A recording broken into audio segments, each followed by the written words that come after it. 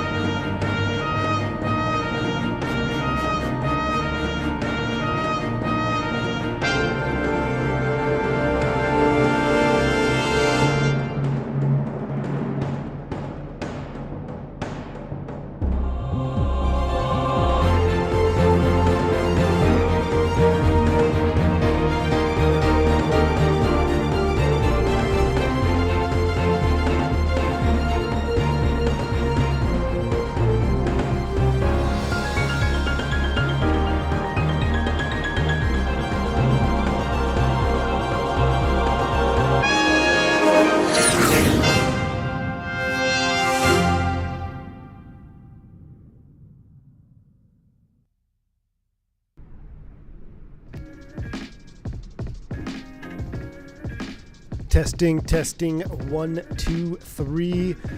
What is going on, ladies and gentlemen? Welcome in to the very first live stream in the last 5 years that is not at an external location.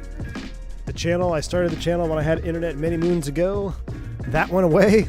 We finally got it back. We're live. I'm live from the comfort of my own home, and I couldn't be more excited to be giving you guys a little tour of the soon-to-be-released V2 of the BAE 146. Now, we all know BAE is love. BAE is life. I think we even had emojis for the BAE. I think we changed them to Fokker emojis, but I have loved this airplane since the first day I purchased it. I've always said it's one of the most underrated airplanes in the sim. I stand by that to this day.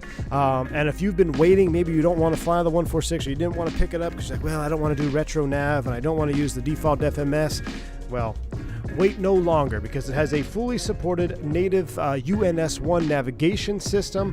Most popularly, you probably, as far as simming is concerned, you probably flew this with the Q400 and X-Plane if you flew that aircraft. I have experience with the UNS-1 back in the corporate days, flying some Citation 2s that had a UNS-1. And it's quirky, but it gets the job done. And once you start to get the hang of it, it really is no big deal at all. It's just a different way of doing things. So I'm going to give you guys a basic rundown on that. We're going to look at some new features, and we're just going to enjoy a lovely ride up over the Rocky Mountains, down into Salt Lake City, We got some bourbon here on the side. We got some water on the side. We're going to have a grand old Friday night. Hope you all are well. Thank you so much for tuning in.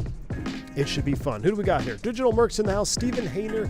Gustavo's here. Good to see you. Fubar's in the house. Billy B16. Team Vodka in the chat. Chris Stuper. A. Nick. Zach Lee. Wine. Waters here from the old Naval Station. Rusty C. Harris. Force Raptor. Scott. And many more. Thank you all for tuning in. It should be a fun one. Need a brandy old-fashioned in honor of the Air Wisconsin action. Tim K. I agree with you. Only issue is I do have one more flight. I got to do a flight tomorrow. Not super early, but not going to go ham tonight. This is kind of this is a soft opening in restaurant speak. This is a soft opening to the home internet streams. We're just going to have, nice one little glass, chill out, relax, and then we're going to hit it hard here pretty soon. It should be a fun couple of weeks, if not months, before we end up packing up the whole house and moving back to Texas. So anyway, enough about me. Let's get this show on the road, shall we? Alexa Rastas, 35 months. Hello, good afternoon. Glad to see you here. 35 months. Goodness gracious. You guys are awesome. Al W. also here. Thank you for the 29 months of support. Al, appreciate you. And I look forward to being back in the great state of Texas here very soon.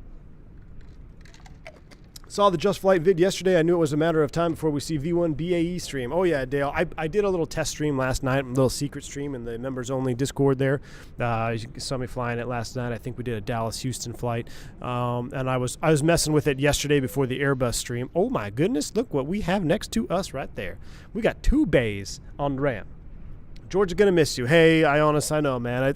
I've had a great time here, but it's time to bring this Texan home.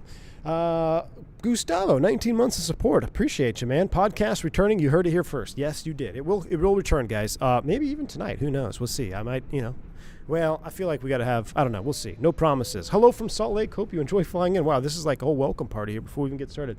Thank you, Alena Zane. Hello from Salt Lake. Well, I'm going to be seeing you here very, very soon in the next couple hours as we fly on over. So, let's go ahead and get this thing fired up. As you saw in my little trailer video there is multiple ways to get the door open and the cabin prepped, which we're going to do it through GSX integration, which will be kind of fun. But I'm going to go ahead and kind of, a matter of fact, I'm just going to do it. I'm going to open the main cabin door here. So I'm going to go to aircraft. We're going to import the sim brief. Yes, please. We're going to go ahead and select this. So we have boarding, GSX, realistic. Let's open the forward passenger door.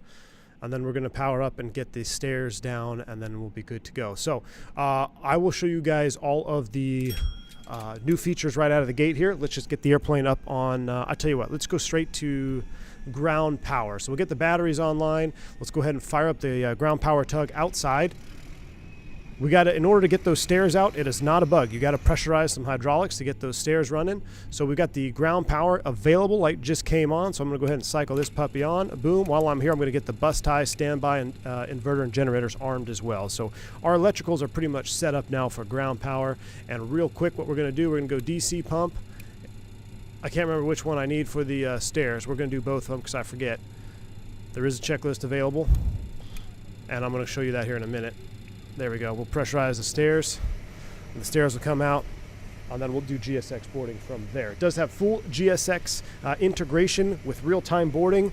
I absolutely love it. I gotta say, we were talking about this yesterday when I said we are starting to see more and more airplanes now that are simulating the full airline captain experience, not just producing a fun, enjoyable airplane. The Just Flight, I left them out of the conversation on accident yesterday when we were talking about inclusive sound packs, where the cabin interacts with the flight crew, like cabin ready for takeoff. The Just Flight has also been in that category. They do the flight crew will call you up, or the cabin crew will call you up, let you know when they're ready for takeoff, et cetera, et cetera. And that is only expanded upon now with the integration of GSX and one of my favorite features I'll show you here right now. So with that down, before I do the favorite feature, matter of fact, let's do my favorite feature right now. So we're on ground power. We basically just powered up. I'm going to come back here. We're not going to turn on the boarding music just yet, but there's a couple things we need to do. We need to verify our potable water is full. This will wear down over time in flight, and it will reservice itself once the aircraft's service doors open on the subsequent flight. We're going to go ahead and turn on the Work top light, I believe. I'm not sure, maybe we have to be at nighttime or have a different bus on for that. We're going to go ahead and power up. Oh my gosh, it doesn't work because the galley power's not on. Check this out. Captain, we don't have any power for the coffee pot. Not a problem. Galley power on. Now, I totally did that by mistake. Let me come over here. We need to start brewing some coffee, folks, because we got a long night ahead of us here. So the coffee pot will start brewing. You can do hot water, cold water. You can actually hear it. Listen.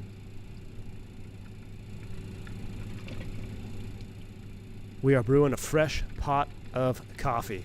Gotta love it. Now we'll finish up the galley setup here after we finish up the front of the airplane here with the cockpit. So I highly recommend, if you're new to the 146, or maybe this update is what's going to trigger you to go over the top and pick up the 146, I highly recommend the use of the interactive checklist. It's included. It's really easy to use. If you don't know where a switch is, you just click the eyeball and it shows you where it is, and you can learn the cockpit. I'm pretty familiar with the 146 for now, so I'm just going to kind of go through my own flows. They're not necessarily realistic 100% to the checklist, but it works for me in a single crew environment when I'm streaming to y'all. So let's go ahead and work it from the top. We'll get our yaw dampers 1 and 2 autopilot avionics master switches on. Our brake fans, we'll go ahead and put them in the auto position. We'll get anti-skid. Auto spoiler doesn't work on this version. Yellow and green lift spoilers, they are on. Matter of fact, we don't need brake fans. I'm just going to leave it off right now. I think it always turns on, even on auto, which I don't know the logic behind that switch, but you can hear it running outside, so I'm going to go ahead and turn it off for right now. Coming on down, we already pressurized that. We did the PTU. There's a check we're going to do with that later. Let me just go ahead and make sure that's off. That is off. Coming down the fuel tank here. Center tank, we're going to go ahead and put that in the auto position. Crossfeed is shut. This looks good. We'll get the left inner tank pump on when we start the APU, but not yet. Gen 1 is off. APU gen, we'll turn it on. That way when we do fire up the APU, it's good to go. Cutting across here, I'm going to hit the flight deck emergency lights. I'm going to arm them. We already did our electrical panel. I can move this puppy over to the external. You can see we are running external power. Check the volts and amps off the battery, making sure everything is good to go there. I'm going to pause my overhead flow here as I S-turn around because I have a gifted membership bomb to the channel. AJ Funari, thank you, my friend. Appreciate the support. Very kind of you. Turning this channel Team Green. And if y'all get a membership from AJ, make sure you say thank you. He's been a long time supporter of the channel. Appreciate you, Mr. Funari. Very kind. Cheers to you, man. The realism is so strong in this one, I can smell the coffee from here. G Mora, you and me both, my man. You and me both. I can't wait. One of these days, we're going to do an early morning stream in real time. So it's going to be early morning for me, and I'm going to brew coffee, and I'm going to brew coffee in the cockpit. I'm going to brew coffee in my house, and it's just going to be realism to the max. Hell, I might even dress up in my pilot uniform. I don't know. Maybe we'll do that for 50K. No, I don't know. We'll see. Coming down the start switch here. Engine master switches, those all stay off. Anti-us, we're going to leave them off for now. We don't need anything here. Fasten seatbelt sign will remain off. Don't need anything here on the ice protection. Moving up here, I don't need to really turn up the instrument lights yet. Engine airs stay off, making sure everything is normal. I'm going to hit a magic barrel ref key. And our cabin altitude, our flight altitude today, it filed us at 30. I think that's really aggressive for this 300. I'm going to set 26,000. Because west is even. So we're going to go 26 for now. We're going to take a look at our weights once we get airborne. We are in the dash 300 today. So when you buy the 146, this is what also a massive selling point for me. And by the way, I actually purchased the 146 at the very beginning of Microsoft Flight Sim when it came out. So if you think I'm just being a paid sponsor plug here, I'm really not. I purchased this aircraft, and I've been a huge fan of it since the very first takeoff I ever made. I still remember it. I think we took off out of San Jose live in the Discord because we were all kind of suspect. What is this, 146, can it be as good as X-Plane? I still remember, I think Team Vodka was there, a couple others were in the Discord, and from that first takeoff on, I've been in love with the 146. So continuing on though, engine air, we don't need that. APU air off. We'll turn cabin air to recirc. Actually, that's interesting because it's not going to move it out. So we're going to go back to fresh air for right now. That's fine. I'm going to leave that there. Flight deck, we'll get the fans going, and we need the nav lights high and lit. We'll arm the cabin emergency lights. We'll put the no smoking sign on. We'll get the entry light and the logo light on. So that was a long-winded overhead flow. With that done, I'm going to kind of work my way across here on the pedestal. We're going to power up our UNS-1 system. We'll power those up. I'm going to put the radar into 5 degrees up and in standby mode. It's going to warm up. I'm going to power up our VHFs. Coming down the throttle quadrant here, we'll power up the yaw damper, and we're squawking 2000 in standby mode. I'll turn on the brake temperature sensors here, and we might need a little aft console and forward console lighting. I'm going to juice those all the way up to maximum there for that.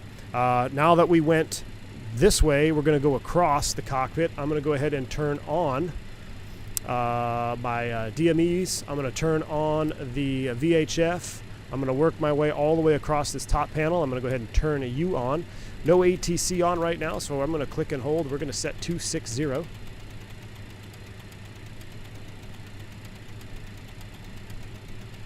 If you want full realism, wake up at 2:30 a.m., read 3 pages long hill list like I did some weeks ago. Oof. I got an interesting schedule coming up next week, or next month rather. I'm getting tired of these early morning shows, so I'm doing some PM stuff. It's like a 7 p.m. showtime, fly to Chicago, come back, get in at like 1 a.m. in the morning. So we're going to see how I like those. 26,000 is what I'm looking for. 26 is set. You can do your pool ground. We'll do this push test. Boom, that's all good. Reset you. Boom, boom. That looks good. We will power up the TMS. With the TMS up, I'm going to hide this yoke over here. If I click on the rudder, there we go. We're going to go ahead and run a test through the TMS. While I'm looking at it, we'll do flaps 18 bugs. We'll set those for right now. We're going to come back to that here in a minute after we load up. We're going to come over here. We're going to turn on the main oxygen supply in case we need it. And from there, we are pretty much preliminary setup. So let's take a look at our checklist here. Flight deck safety. We're going to run through this real quick. Tech lock, library, emergency equipment, gear, radar, transponder, air brake, flaps, circuit breakers, nav lights, batteries, standby, brakes, master switches on, ground ignition, anti-skid and lift spoilers. We got those. Bus ties auto. Standby, we got those. Standby gen. 1 and 4 are in the off position. APU is off. Fire handles, we did the first officer did those tests already. And external external AC is on. APU is not on. Gear indicator 3 greens. MWS tested in norm. No GNS. Overhead, ground, excellent. All right, so we're going to hold it there to the line, and I'm going to board through GSX. So what we do here, we're going to click our GSX and request boarding. And you can see GSX will open the doors, and they're going to do their thing. We are unknighted. Let's call it 1970. All right.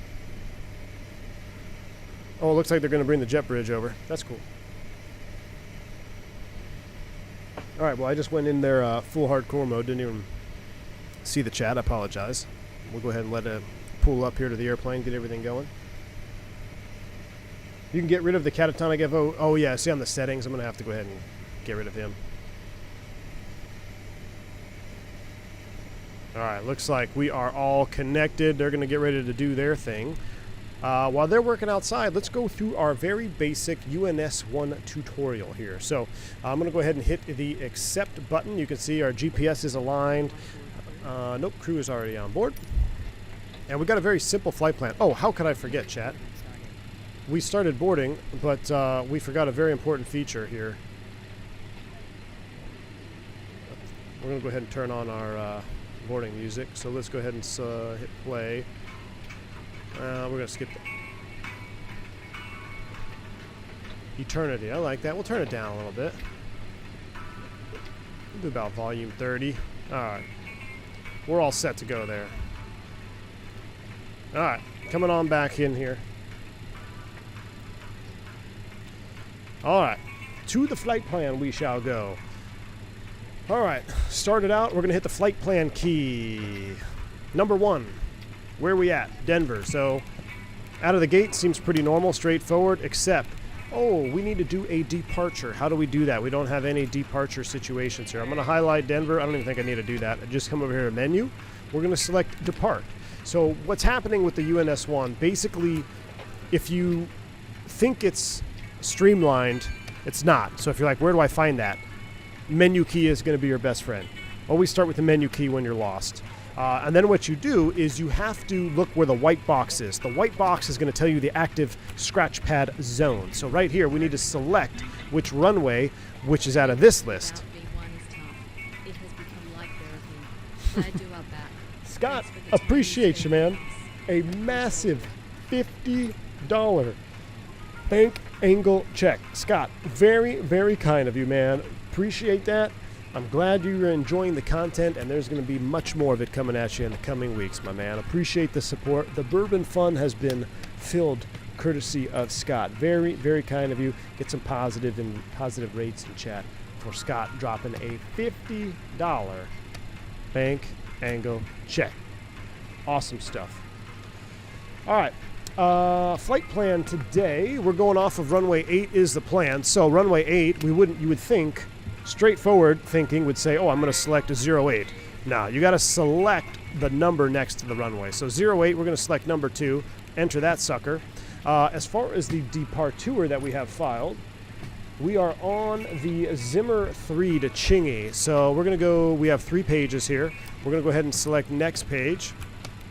It's going to be in alphabetical order, which is one of the only thing that makes sense in the UNS box. Zimmer 3 is number 20. Select you, and we only have one transition, which is Chingy. We'll enter that. Boom. Zimmer 3, Chingy transition. 2 pages in our flight plan. Let's go ahead and continue programming. After Chingy, we are picking up we're going direct ECR for the Lehigh 5. So we're going to select number 9, EKR. We'll hit enter. Accept. I did that way too fast, sorry. Just hit enter and accept. And then our destination of Salt Lake City. We'll go ahead and hit accept. Now I want to go back. So this is where I'm like, oh my God, what happened to my flight plan? Go back a page here. We're going to go back previous. Salt Lake. I need to do an arrival. Where do I go? What's your best friend with the UNS-1? Menu key. We need to select arrival. Arrival Salt Lake. Make sure it does say Salt Lake here in case you flub your flight plan up. Make sure you actually have an arrival at your destination airport, not your departure. As far as runways are concerned, I have no idea what we are planning. How about, before we load it up, let's take a look at our jet charts here. Let's go charts. Nope. Well, yeah, that's what I want. But, well, this is like Hawaiian music here now. Let's go to arrival. Make sure the Lehigh 5, you can go either way. So let's take a look at the current winds at the destination. Winds are 240 at 4. So winds at 240 at 4. We'll just land, we'll land northbound because it's more fun to go northbound. So we'll take it clamp to the 3-4 left-ish transitions. Let's see. One thing I love about this EFB is look how thick this scroll bar is. I love it. Absolutely love how thick the scroll bar is. Makes it so much easier to find it. 3-4 left. Yeah, we'll do 3-4 left on the transition. So number 6 is selected. That's the runway. Hit enter. The star, Lehigh 5, number 5. Select, enter that. Transition, we're coming off the ECR transition. We'll select 1. Booyah, approach. I want ILS 3-4 left. Number 1, enter. What's the transition? It's good. It's a good idea when you are selecting transitions in the INS like this. Take that approach out all the way so you have all the fixes in the box. That way, if ATC comes on and they give you a direct to, you don't have to go flubbing around looking for it. So my options are FFU, punter, and Dunlap. If I look here, putter, Dunlap. Where's FFR? Is that? I'm not sure where that is. But I like putter. It's all the way out. I've got all the fixes there, so I'm going to select putter for the transition, which is number 2. We'll hit enter. Done. Back to our flight plan. Ladies and gentlemen, we're loaded up, ready to go. Now, let's take a brief look. I know this is kind of like drinking out of a fire hose, but I kind of want to run through this real quick. We can talk about it more on cruise. Let's run through a couple other pages here. Fuel page.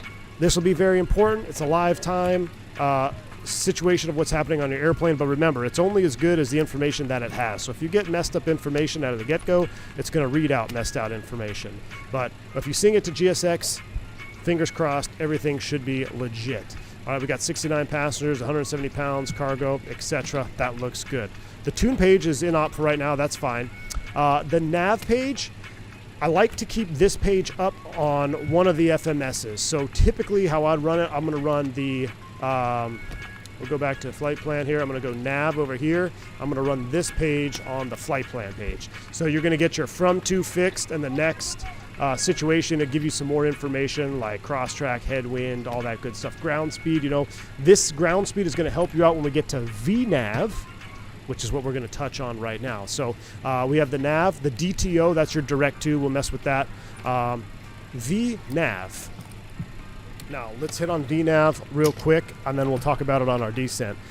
This airplane does not have vertical navigation like you may be thinking the Airbus or say 737. All right, I want you to think of VNAV with the UNS-1 and the BAE 146 more like vertical navigation information, all right, or assistance. It's not going to be your true set it and forget it all the way down. You're going to have to fly her down. You're going to have to mess with vertical speeds and descent rates to meet associated restrictions.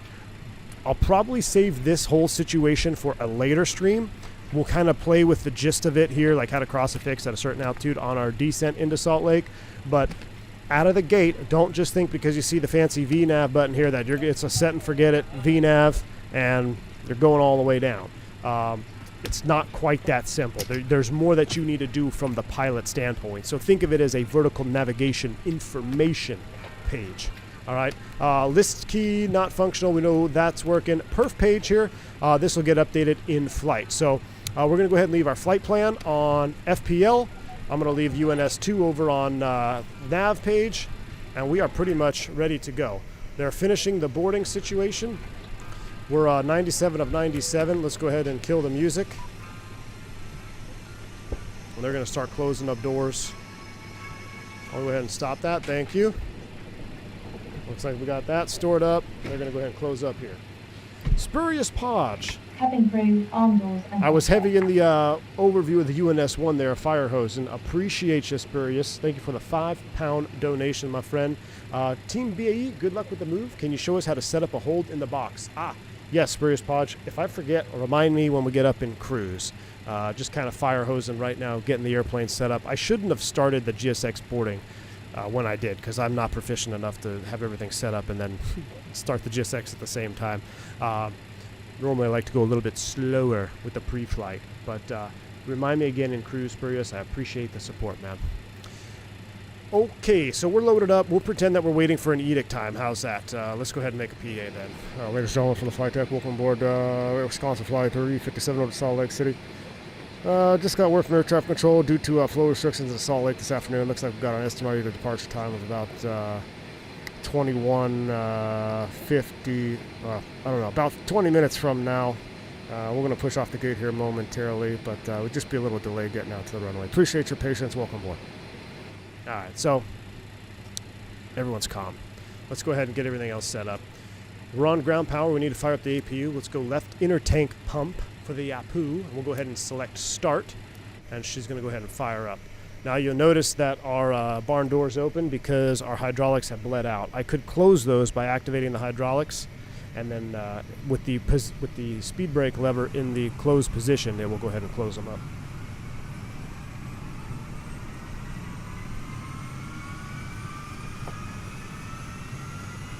Cat goes in the house. Good to see you, man. Just saw you were live. V1 want to say hi from Orlando. Upgraded on the 220 is going great, and the wife came down to visit, got 4 days off. Oh, that's awesome. Airplane is great so far, and looking forward to flying at CATCO. Our resident Airbus pilot gone, A220 Barbie jet. That's awesome, man. Keep us updated. Enjoy the rest of your training. That's awesome. You got your wife to come out there with you, too. Good deal, man. Panel lighting juice. Yeah, let's fire it up. Let's go ahead and go overhead panel. We'll go max juice because we're approaching that time where it's not quite dim, but it's dim enough. All right. APU gen is on. We go ahead and disconnect the external power. That's going to go off. And leave that there. Oh, this is the one I want. I want APU generator. We are generating. So let's go ahead and go back to the aircraft situation. Disconnect ground power. With ground power disconnected, we're going to do a couple other things. We're going to get APU air on. We get cabin air on to recirc. Pack 1 and 2 is coming on. And as we get ready for pushback, we're going to go ahead and get the DC pump. That's auto. PTU is on. Engine 3 and 2 pumps are off. Other fuel tank pumps are all on for engine start. We're going to open the engine anti-ice for torque on the start motor. That looks good. So we are pretty much in the pre-start configuration now. We're going to go 4, 3, 2, 1, and the start power is going to be norm, so that's in the middle position. So we are pre-start configuration.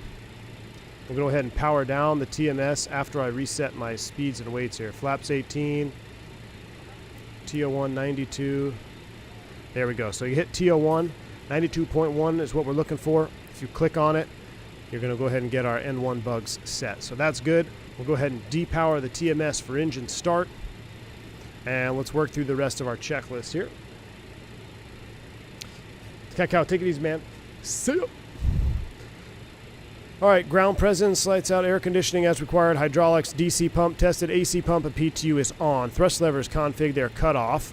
AC pump and PTU off, continuous ignition off. This is for the flight deck safety, so we skipped through kind of all that. Before start, this is where we need to be. Safety, external checks complete, briefing complete, brakes yellow and park, thrust levers are full free, movement, fuel off position, hydraulics should be all off. Really? Okay, hydraulics all off. That's my bad. Hydraulics are all off, fuel panel check, pressurization, ice detection is on, air conditioning check set, fasten seatbelts, fuel, flight deck recorder, flight ID, altimeters, MWS ground op reset, ship's papers, we are all good. So with that done, let's go ahead and request pushback and start.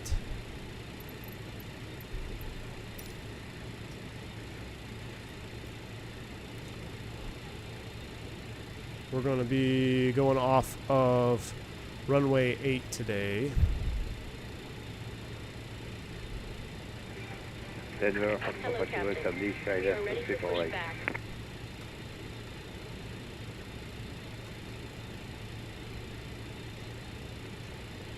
So runway 8, oh woof. We're going to go nose right, tail left. We're going to have to taxi out Lima, find our way down to 8. Hopefully we don't have any scenery errors. Departure checks completed. Bypass pin inserted. Alright, let's go ahead and get our beacon on. Beacon's on, seatbelt signs.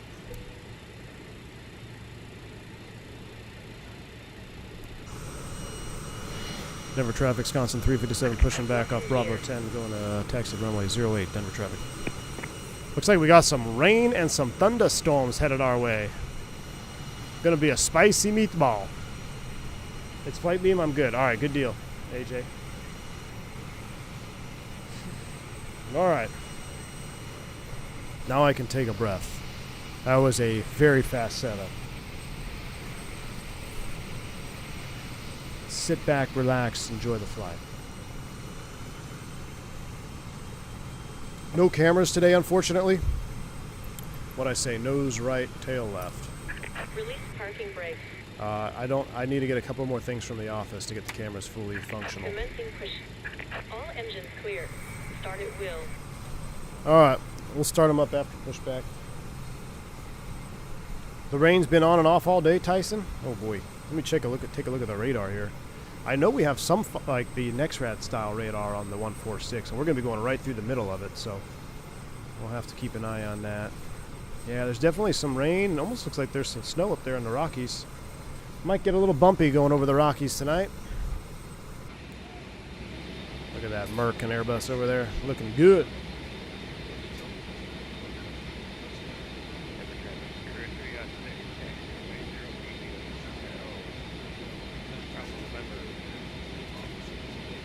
raining where you are right now, Steven? Eesh. Do Shutdown, pre-flight.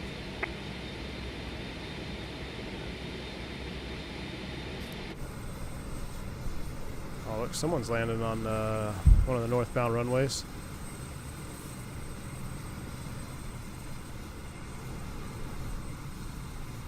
Is that a Frontier? Who's that? On Air France? Air France A319 in Denver? Sus. Set parking brake.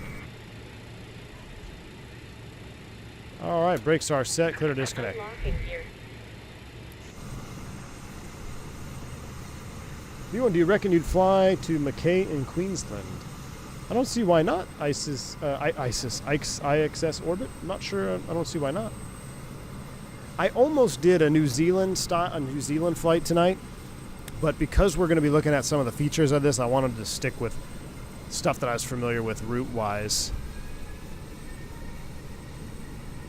Because, you know, flying in New Zealand when I'm completely unfamiliar with, or in Queensland, and where's that, Australia? Just makes it a little bit more challenging to stay on task when I'm trying to figure out how to fly to the destination. A little bit more familiar with a Denver Salt Lake run. Right is clear.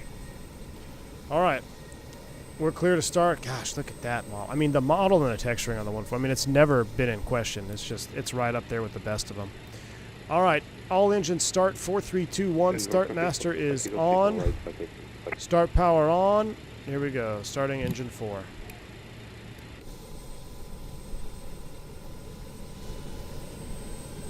Smoky Mountain, I've heard that it is coming next week, I believe is what somebody said in the chat. Spooling up the Whisper Jet. Fuel on. There's the light off. Welcome back. Almost went to Atlanta to find you. Skyfall, what's up, man? Cleared to start APU number 4. You put your kids on a Southwest Max 8 2 weeks ago? Ouch. That's scary.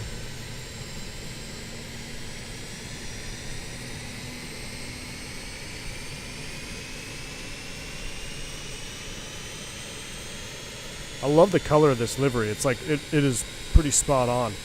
That gray. It's pretty hard to get these colors right. I think they did a really good job with this livery. Alright, number 4 is on. APU number 3. Fire it up.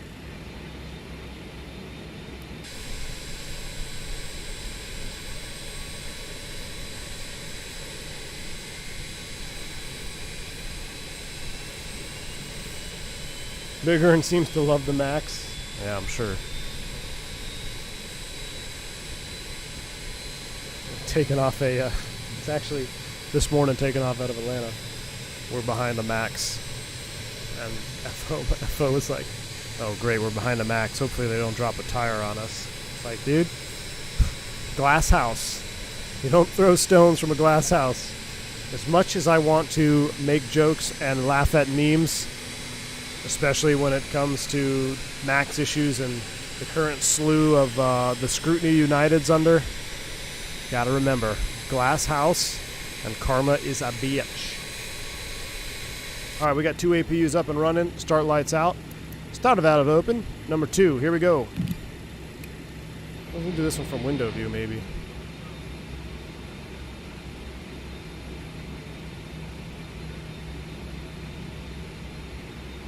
Can't even hear it as intended. It is the Whisper Jet. Initiate hairdryer activation. Fuel on.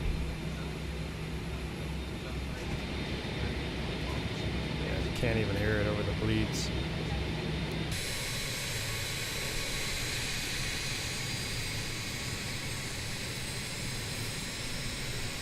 Flying United, what are you planning to drop today on the stream? Hopefully nothing, Seal. Hopefully no frame drops either. This will be our first. This is our first major. I say major. Our first like public stream with the new Wi-Fi or new internet rather. All right, we're getting there. We're getting there. One more.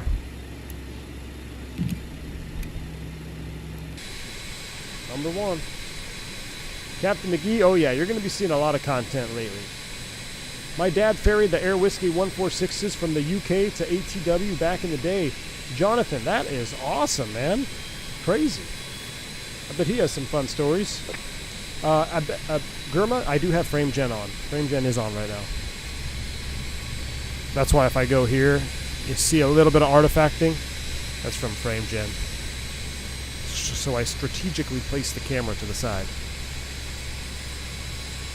Why take off on 8 instead of 2.5? Because it was in the box and I feel like taking a tour of the airport.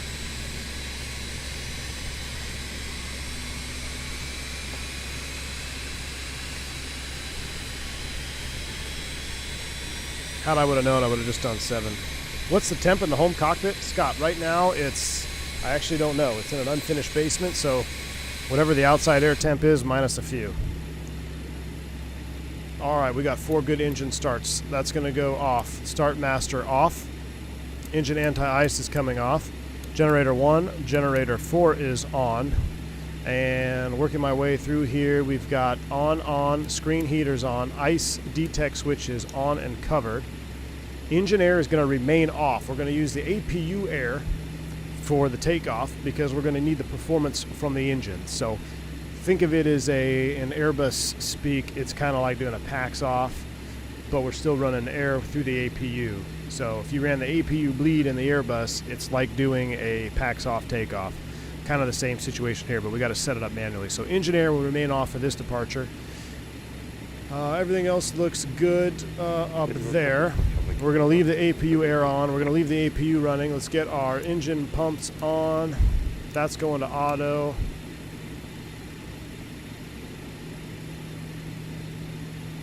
And I think those all on. We'll have to check the checklist.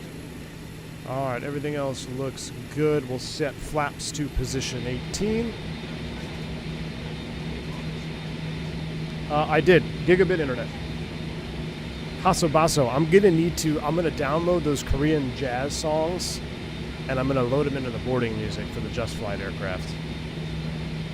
Been following for a while. Like the content a lot. Keep it up. Santimar 1810. Awesome, man. Appreciate that. Very kind of you. Glad you're enjoying it. Alright, Magic Barrel ref key check. Alright, let's come down here. Starting AC pump. Well, let's go. This is where we need to be. Start power, norm, start off. Engine and ice as required. Generators on. Hydraulics on and checked. Heaters on. APU and engine air is on. PAX and cabin air is required. TMS, we'll get that. So basically, it left the hydraulics AC pump off. Well, then we turn it back on. I think we leave them all on. We're going to leave them all on. We'll leave it in auto. AC pump auto. I don't think we need the PTU on. I have to double check later. It's fine. We won't die. Alright, that's good. We're flaps 18. We're going to power up the TMS one last time. TO1, 94.2. Ooh, that's what we got. We'll reset our bugs. 94.2 is what we're looking for. Flaps 18. VR 134, 138. That's because the parking brake is set. That's associated in normal. Let's get out of here. So with all those checklists complete, I'm going to go next page. Or nope. Hold on. There we go. I'm going to rotate it, and then that way it's like I haven't done anything. So I went to the next page and rotated it over. Let's get out of here. Brakes are released. Taxi lights are on. Let's go.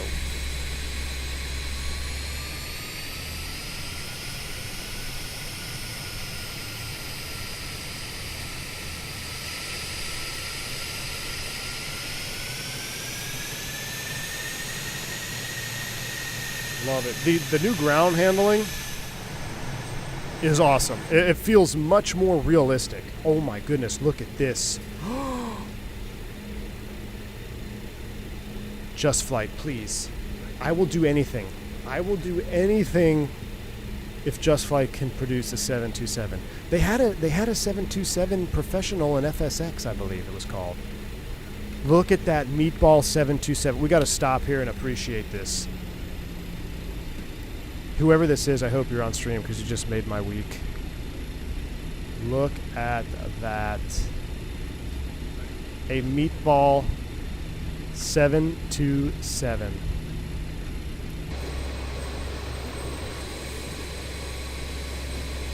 Anything geographically inverted.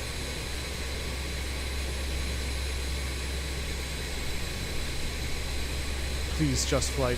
One day. Right there. That's all we need.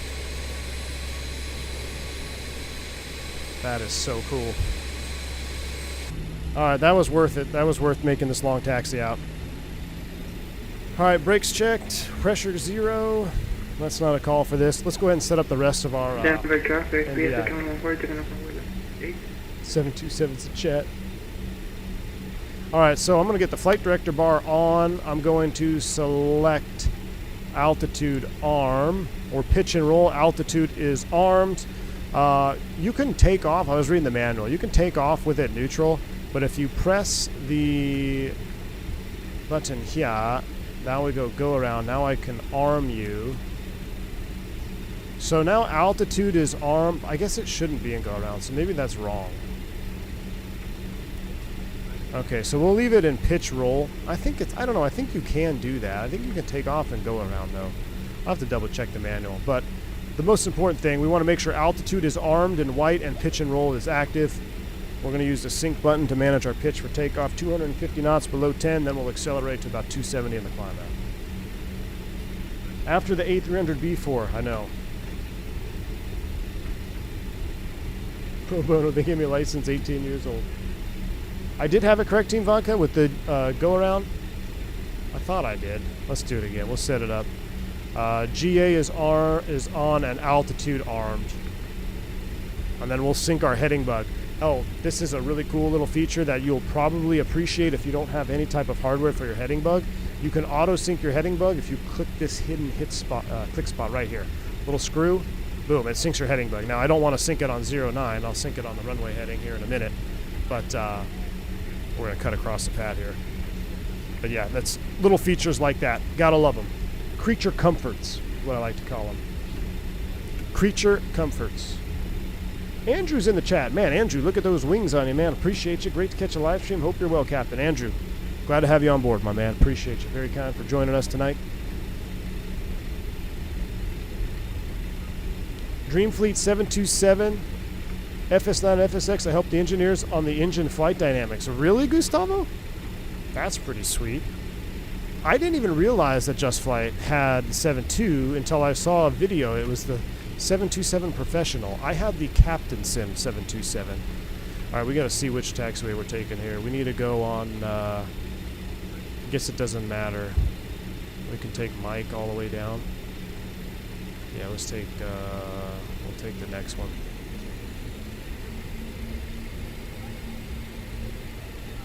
Davis, you're buying it? Hey, man, look. This is even though Just Flight's kind enough to hand me a pre-release copy of this update, I mean, I still stand by what I said at the beginning of the stream. I bought this airplane with my own money at I think like the second week or maybe even the second day that it was out in Microsoft. And I was like, I'm going to give it a shot. Because I was so in love with the X-Plane version that I was like, I just don't think it can be as good in Microsoft. That's how I felt when Microsoft first released. But man, was I wrong. And I've had this airplane. It's been a lot of fun. I look forward to flying it.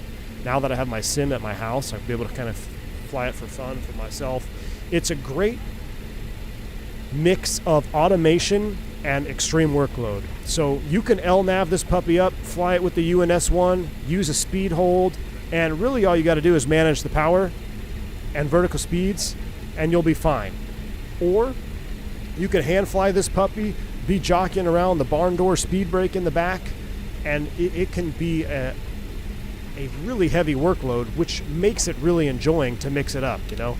We can't always just be children of the magenta line and hit AP1 and cruise all the way across the country. It's the satisfaction that you get after completing a flight with this puppy is awesome. Was a first day purchase for me, been flying it since the Quality Wings days. Nice. Kudos to the engineers on the BAE. So many features on the bird that just feel right. I agree, Vega. I agree. Davis, heck yeah. If you love old stuff, then I guarantee that you will not be disappointed, man. I guarantee. The only reason I don't stream it more on the channel is, unfortunately, a lot of, like, it doesn't do well on live analytics. Like, some of the lowest watched streams are 146 streams, and I don't know why, because I absolutely love it. But now that my sim is at home, like I'm saying, I'm going to be flying it myself. And I even flew last night. I didn't ping anybody. It was just a members only. I just put a link in the members only section. I said, hey, I'm going to be doing a test sector night if anyone wants to hang out. We had our own mini podcast. But it's a great bird. It really is. Mickey G, what's up, man? Stream is looking smooth? Good. I may mess with the bit rate a little later on. I may jack it up a tad.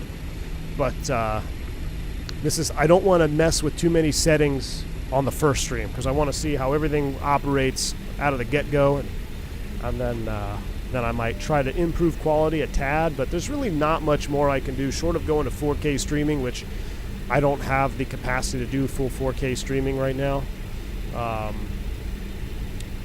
I'll just I'm going to kind of leave it the way it is. Is the BAE hard to fly? No, it's not hard to fly, Apollo, as long as you understand what is happening with the automation. So if you just turn the automation off and you want to just go pitch and power and fly around, it flies very nice. What's really good about the flight models, the 146, 100, 200, and 300, they all have distinct handling characteristics, very similar to how you would classify the 319, 20, and 21. The 300, which are in today, is much more of a docile, forgiving unless you get behind the power curve, much more docile, I want to say less responsive, because I don't think that's the right word, but just more forgiving. The 100 is quite sporty, and it can be a challenge to land, especially in gusty conditions. The 300 a little bit more tame, and that 200 is that middle ground. But yeah, it's as far as just it's hard to fly. No, it's not hard to fly, but you'll be able to feel the differences between the models, which is great. Oh yeah, Team Vodka. We're going to be doing Duke stream nightly. The Dukes will be flowing nightly. Every night that I am home, we'll probably fly a Duke around. So, and it may only be members only, because there might be some crazy nights. But it'll be fun, man. I have a question for you, Captain. I've been told by some people not to use the simulator as a learning tool. What? Well, whoever told you that, tell them to go pound sand, because the simulator is a phenomenal learning tool, and it'll help you in a lot of different aspects of your training, and it can actually save you money in the long run. So whoever told you not to use it as a training tool, I couldn't disagree more. Now, is it going to be one-to-one to real life? No, it's not going to be one-to-one real life, but it's it can definitely help you. All right, we're holding short. He just blasted off. I want to do a couple things here. I'm going to go ahead and do seats for takeoff. Please take the seats for takeoff. I think because I didn't have my transponder set up, I kind of messed up the auto call out. But we got to set seats for takeoff. Now the flight attendant will call up here, and she will move the board for cabin secured for takeoff position. So we're going to wait for that. There you go. See? Cabin secured for takeoff. Now, yep, and she's going to close the door for us. There we go. We're talking full simulation, right? All right, our trims are set. We're neutral. One other thing I need to do, though, I got to move my aileron trim back to neutral. I was bumping it. Is real quick, let's take a quick overview of our departure procedure. Here I am saying it's easy to fly, but when you start doing, since we're doing an RNAV SID here out of Denver, we're on the Zimmer 3. Kind of review our chart. You want to be ahead. You want to be ahead of this airplane. This airplane is easy to fly when you are ahead of it. Okay, so this is easy. It's just a heading, and then I'll do a direct to. I'll give us a vector, and then I'll show you guys a direct to with the UNS-1. We'll go direct Mugby. We got a lot of altitudes at or below 10 for Mugby. We're going to be so heavy, I don't think we'll have a problem with that. And then at or above 12 all the way up 17. So pretty self-explanatory. No other issues. Top altitude 230. We're going up to 26. You've been briefed. I've been briefed. Let's turn the weather radar on as we get ready to take the runway. And let's rotate the checklist here. Oop, down here. Oh.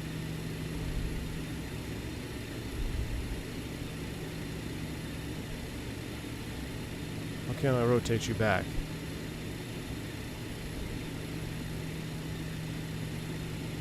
Why can't I rotate you? Wait, what? What is happening?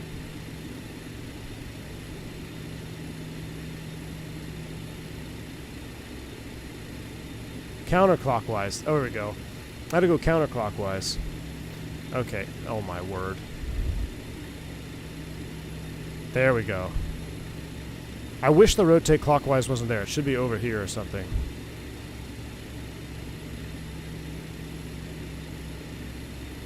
Where is the click spot?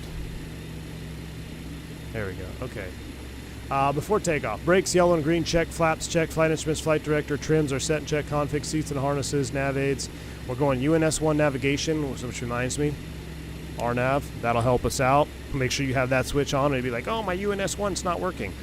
Make sure you go into, so yeah, RNAV, not nav radio. RNAV is what we need.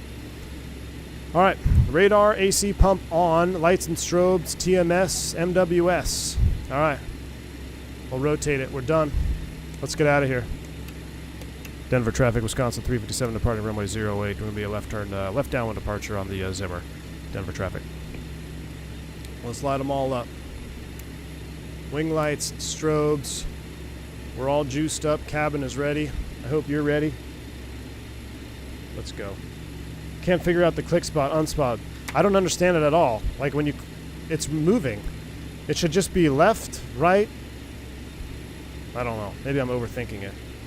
Uninstalling.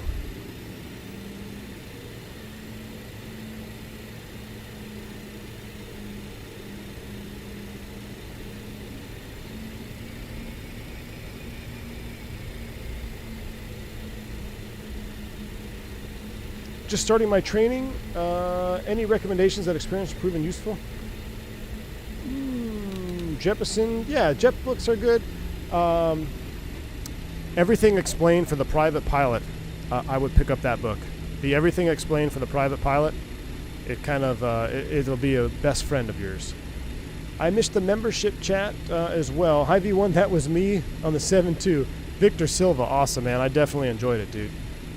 And Santimar, thank you for that $5 super chat, man. Appreciate you. But yeah, check out Everything Explained for the Private Pilot. They also have one for the commercial pilot and instrument pilot as well, I believe. All right, view is reset. Dash 300 for performance. We're going to go ahead and hold the brakes. We're going to spool them all the way up till TMS is set for takeoff. We're going to make sure that our power is set in the realm of 94. Once all these blue lights are out, that means the TMS has control of all four respective engines. So it's not really a yoga, but yoga's in chat. Let's spool them up, get them stable. We'll run them up. Whisperjet, here we go. TMS sets takeoff.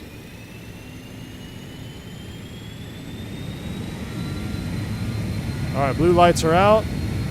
TMS is running them up. Brakes released. Yoga. We got a crosswind from the right. That's spicy. Power set, flex achieved. My rudder in there. Speed alive, both sides. 80 knots cross-checked. Back on center line would be helpful.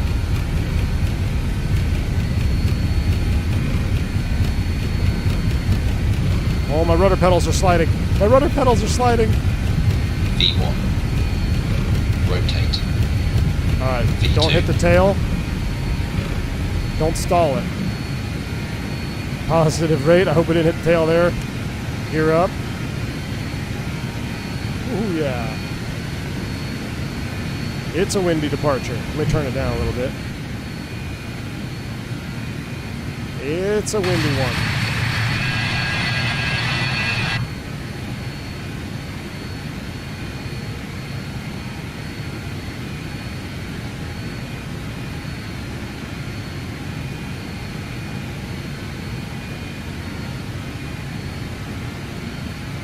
Let's go ahead and make a left turn to 360. I'm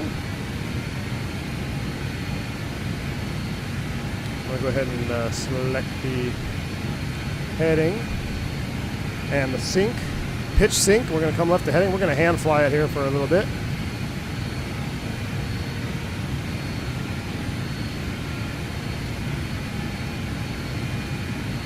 There's 1,000. Lower that nose. Looking for about 500 feet per minute now. The FTO, safe height speed, select flaps. Flaps up, that'll help us accelerate here.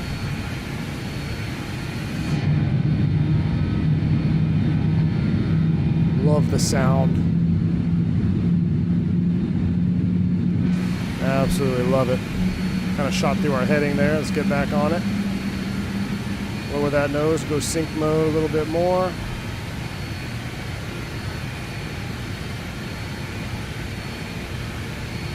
Let's go ahead and continue a left turn heading 300. Sync mode is on. Lower that nose a little bit. We're looking for 250k knots. Then we'll go IIS.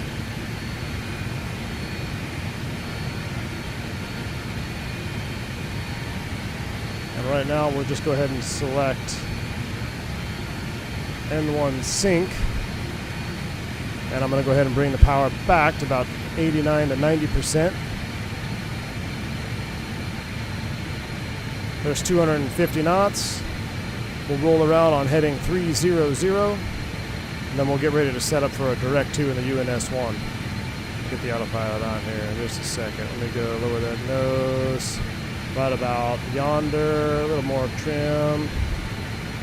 Alright, we'll go IIS, and then we'll come down here to our pedestal. We'll hit autopilot 1. Autopilot is engaged.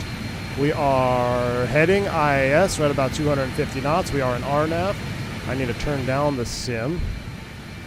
Now let's go ahead and set up a direct 2. So I want to go DTO.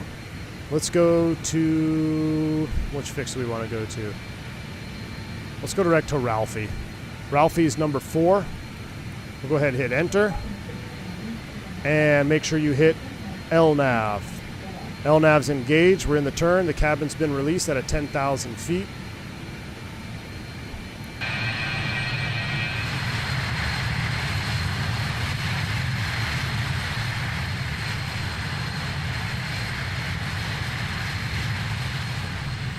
Oh man, we definitely got some weather up ahead. Hopefully we'll be able to see something on our radar. Take a look here.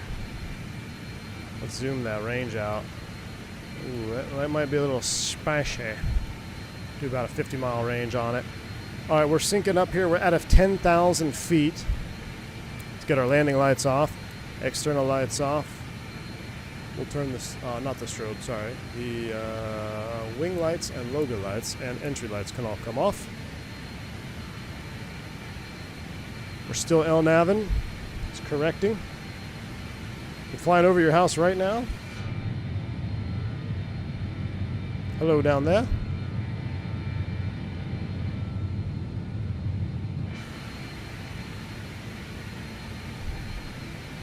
All right, I'm going to maintain 250 here to help keep our climb rate. We do have ice detected, so we're going to go ahead and go engine anti-ice on.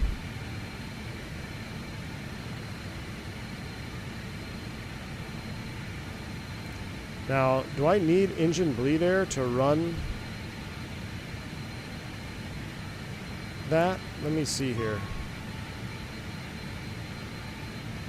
That's a systems question. Engine anti-ice on. I believe I would need engine air to run engine anti-ice. That is a systems manual question I have to look up.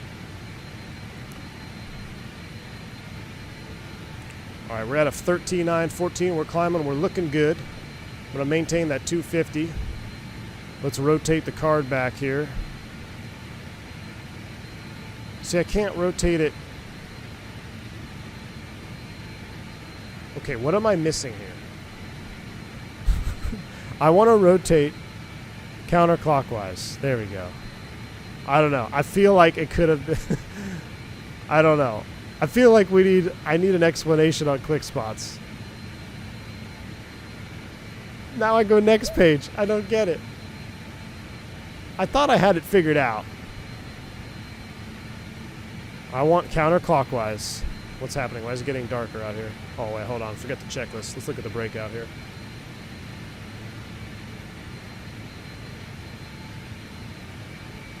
Probably couldn't hurt to run the engine bleeds. Yeah. I'm going to get it here in a second.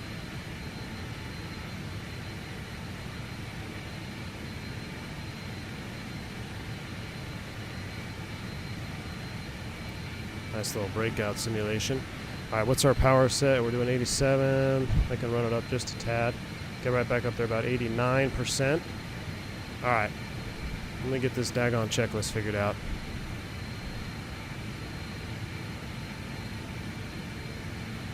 All right, that's what I want.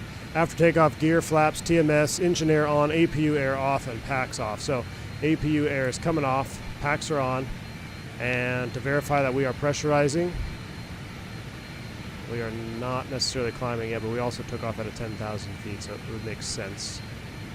I'm going to increase that rate knob just a tad. Descend. Descend. Descend. We got traffic out in front of us here. TCAS, I have control.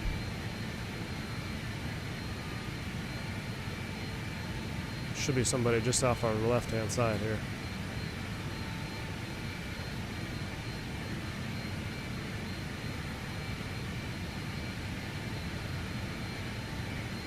No factor. All right. Continuing on. Clear of conflict. Thank you. We'll go ahead and stop the APU. We'll turn off the APU generator. And then we got to do hydraulics. Altimeters, AC pump off till approach, PTU off. So AC and PTU are coming off. So AC is off and PTU is off. And we're getting ready to go through 18. That's the APU shutdown caution right there. That's normal. Ice is still detected. We're still running the bleeds. Looks like we got above most of this. So now I feel comfortable with accelerating a tad. So I'm going to go sync mode. I'm going to lower the nose. We're going to accelerate to about 270. So I'm going to watch my VSI here, kind of hold it right about 500 feet per minute. Let that airspeed increase, and then we'll go right back to the IIS hold. Get the airplane up on pad. We can also, I think we can go up to about, and we're getting close to our temps. We'll leave it right there, about 90. Slight acceleration.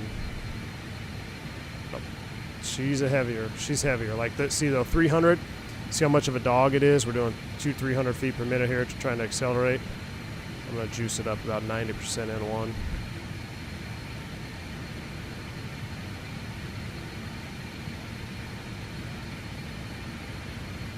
All right, there we go. That's good enough.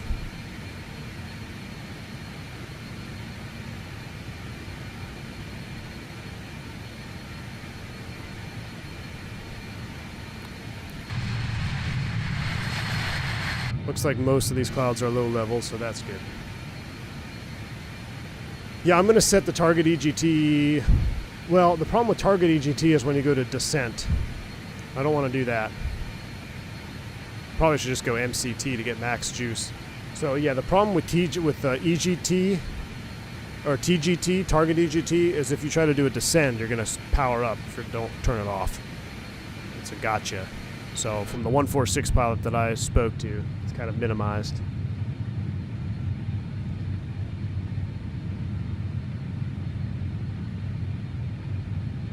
The click spots are relative to the page. Yeah, but it just doesn't seem like, I don't know. I think they just need arrows. Or like,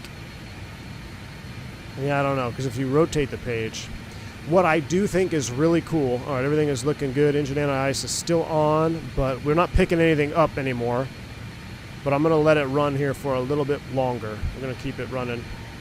What I really like, and I don't know if y'all watched the Just Flight video, you should have, but they're trying to eventually get the airplane to be running, instead of having a EFB, it's going to have a clipboard, like old school paper charts and clipboard situation, which it's, they said it's a ways off, but it's on their radar, and I think that would be so cool, because how many airplanes do we have that have EFBs? How many airplanes do we have that have a clipboard? I mean, that would be pretty cool. All right, we're well through 18. STDs for you and me. Ice is still getting picked up here a little bit. We'll keep the engine anti-ice on. Oh, look at that. Little FO breakout here. Oh, that's a good idea, Dale. Just have it be the clip for the click spot. Yeah, that's a good idea.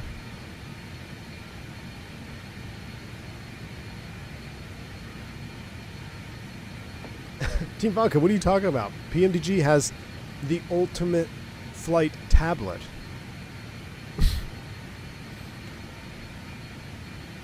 All right, 21 for 26. Let's take a look at our nav page here. So we are Rapids. We're going to Pickens. Next is Zimmer. You can take a look here. If I go back to flight plan page here, kind of messed it up. There we go. Pickens, Zimmer, Chingy. We got Eker coming up. So, you know, you could flip flop them. Have this on. Actually, I think that's the way I want. I want this one here, pilot flying, and then flight plan over here on the monitoring pilot. And I think you'd have a tune page. It depends on how the radios are set up. Yeah, we're definitely going through some high layer overcast here. We'll keep the ice on for a few minutes.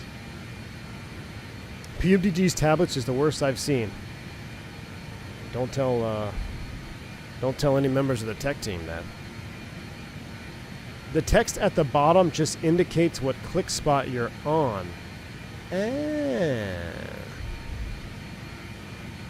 Interesting. DJ Douglas, how cool? Yeah, the UNS-1 and the Learjet, that would be cool. We're gonna do a Learjet stream. Let's see. Might do Learjet tomorrow. Maybe tomorrow night we'll do Learjet.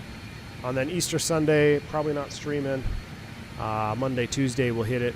We're gonna hit it hard next week. But I want to check out the Learjet. It's been a minute since we've flown the Lear.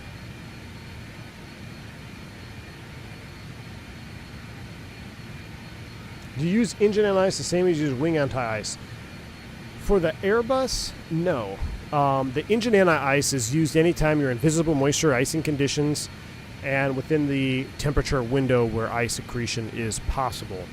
The wing anti-ice, we only activate that when we have visual indication of icing accumulating. So we have the ice probe up on the window or anything around the edge of the windows themselves. Then yeah, once you saw that you were accumulating ice, then you would go ahead and turn on the wing anti-ice. And here you have outer and inner wing anti-ice and tail. Probably should have turned the tail anti-ice on. Matter of fact, since we can't visibly see ice accumulate, let me run the airfoil ice here just for a minute to make sure we clear any ice off if we had any accumulating ice. I don't believe you can visually see it accumulate on the 146. So just to clear it off to make sure, since we were definitely flying through icing conditions, I'm going to run it here for about a minute, then we'll turn it off, and we should be go. Looks like we're above most icing conditions now.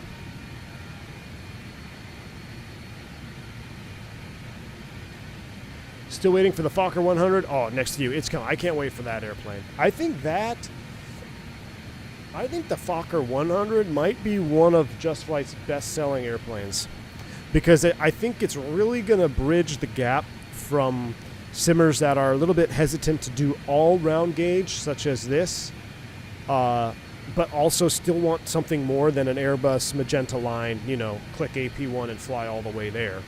I think that Fokker 100 is going to be a good gap, or a good bridge in the gap. And with the way Just Flight does their sounds, I mean, I can only imagine it's going to be absolutely phenomenal. So I can't wait for that as well. Plus, I also want to. I'm kind of probably in the minority here, but I also want to. I'm excited for the Avro RJ, where it has like the classic 7.3 style engine gauges, a little bit more glass in this airplane, and that also has the auto spoiler. So you see it's in-op here on the BAE 146, but on the Avro, it actually is functional. So, all right, we're getting ready to level off 1,000 feet to level off. Coming up to 260. We got any wind readouts up here? Ground speed is 330, headwind of 56 knots. Oh, look, Team Vodka, I'm starting to get that roll thing again here. I don't know what's up with that.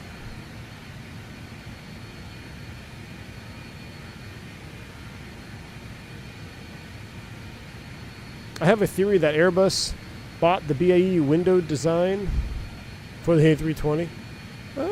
Maybe. It is very similar, actually, Gustavo, when I look at it.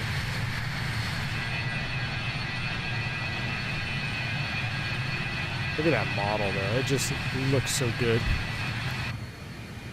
You know what I did hit, though, Team Vodka? I hit my aileron trim. I just recentered it. So I have my aileron. That looks like it fixed it. I gotta stop using it. I have my external push button to look at the outside view on that POV hat to click down. And I think when I'm clicking down, I might be moving it left or right and triggering roll trim. I'm gonna just have to use my other binding for outside view instead of that. I think that might be the problem. Yeah, because it's stabled out now. We're leveling 260. I'm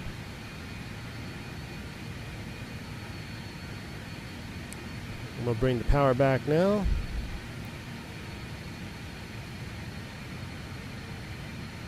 Let's find ourselves a nice cruise power setting.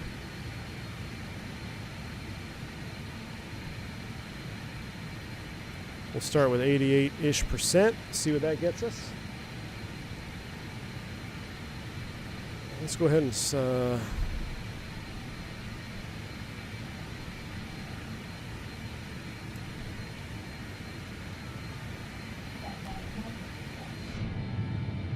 release the cabin crew.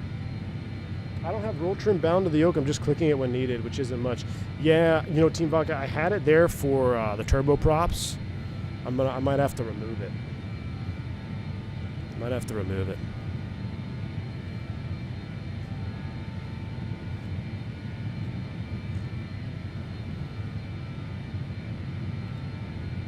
Inboard anti-ice is required before approach, before extending flaps. To remove ice from the flaps should be run for a minute and then turned off for a certain period of time. Interesting, Ephron.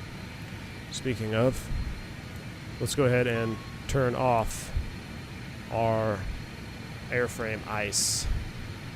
So it should be on before extending. Interesting. Makes sense when I think about it, though. Would this be a perfect time to get the coffee from the galley? Absolutely. I gotta get my throttles walk, though. So I need to stop my Bravo from walking. Let's come back to, like, I'm gonna set EGT. Let's do a I think 650 will be good. Tell you what, let's do a 640 max EGT to get us started. So we're gonna do TGT 640, TGT hold of 640. That way if my Bravo starts to walk on me, the TMS will hold it back. Once we get established here with a nice cruise power setting, we're going to get some coffee. Mickey G dropping a $20 super chat. Appreciate you, man. Some bourbon funds to celebrate the recent channel updates. Hey, Mickey G. Cheers to you, man. Very kind. Appreciate that.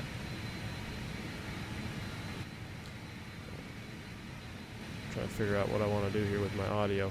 But Mickey G, very, very kind of you, sir. I will definitely throw that into the bourbon fund.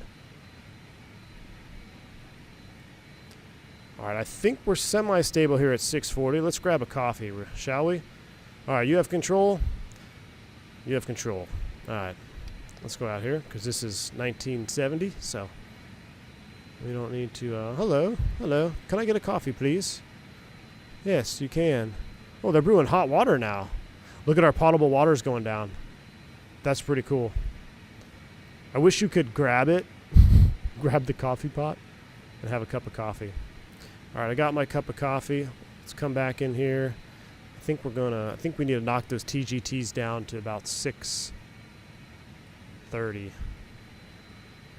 Let's knock them down 5. Flying over a lot of clouds today. Sahil, yes, I made the move that I had to rent to the office. I got it. I finally got fiber installed at the house, which is awesome because I haven't been able to stream from my home since I started the channel many moons ago. I mean, it was great. I got to take a quick shower, throw on some comfy clothes, and head down to the basement.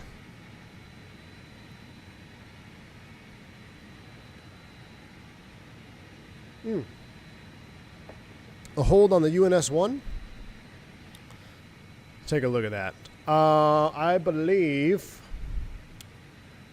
let me remind that, maneuver, hold, define hold, hold fix, select it, and then insert the hold from there. I'm not actually going to do it. So now I'm surprised we got that. So what, can I get it from menu? I don't think you can get it from menu. So you got to go nav page, maneuver, and we want to do a holding, and we select the fix that you want to do the holding over, and then you would enter the hold fix, and then it'll ask you to define the hold, and then it should draw it out for you. So I'm not actually going to throw one in there, but that is that. Comfy clothes equals birthday suit. Well, I also have 3 kids, so not quite. Come down here, seeing me in the birthday suit, flying an airplane around might be damaging long term. I would hate for a Banshee to haunt your basement and you can't get your home cockpits. Dave Cat, I've heard that the update is going to be within like next week. Somebody mentioned that, and I don't have any verification of that. But somebody said that in the chat. They said that they read something that it's going to be next week. So it should be right around the corner. All right, now that we're settled in, I'm going to go ahead and hop to external view. Everything's fine. Let's go ahead and let's turn the sim down. And we'll admire this view. How's the audio right now? Because I all my audios got reset and everything when I reset up the PC, so I am still trying to get everything dialed in here. I wanted to pull up something here. I wanted to go over if I can find it though. 5x5, excellent. Rastik, welcome to Commercial Pilot, man. Glad to have you on board. Welcome to the channel. It is good? All right, good. I'm not even going to mess with it then. All right, let me take a look here. UNS-1 manual. I don't need the UNS-1 manual. I thought there would be... Aha, change log. So I don't have this, I can't show this to you because I don't have it set up yet. I don't have my sources set up. Go over a couple of things here. And I believe the change log is public, but I'm just going to highlight some key features that I really like. The like button is broken. You can hit it, but you don't see the likes anymore? Really? That's unfortunate. I can see the likes right now. We only have 185. That's pretty sad. That is why the 146, we don't fly her very much, because for some reason y'all don't smash the like button. So let me tell you right now, I want to fly the 146 more, and I'm going to need y'all to smash that like button so we can continue flying this beauty. All right? So if you haven't already, smash that like button.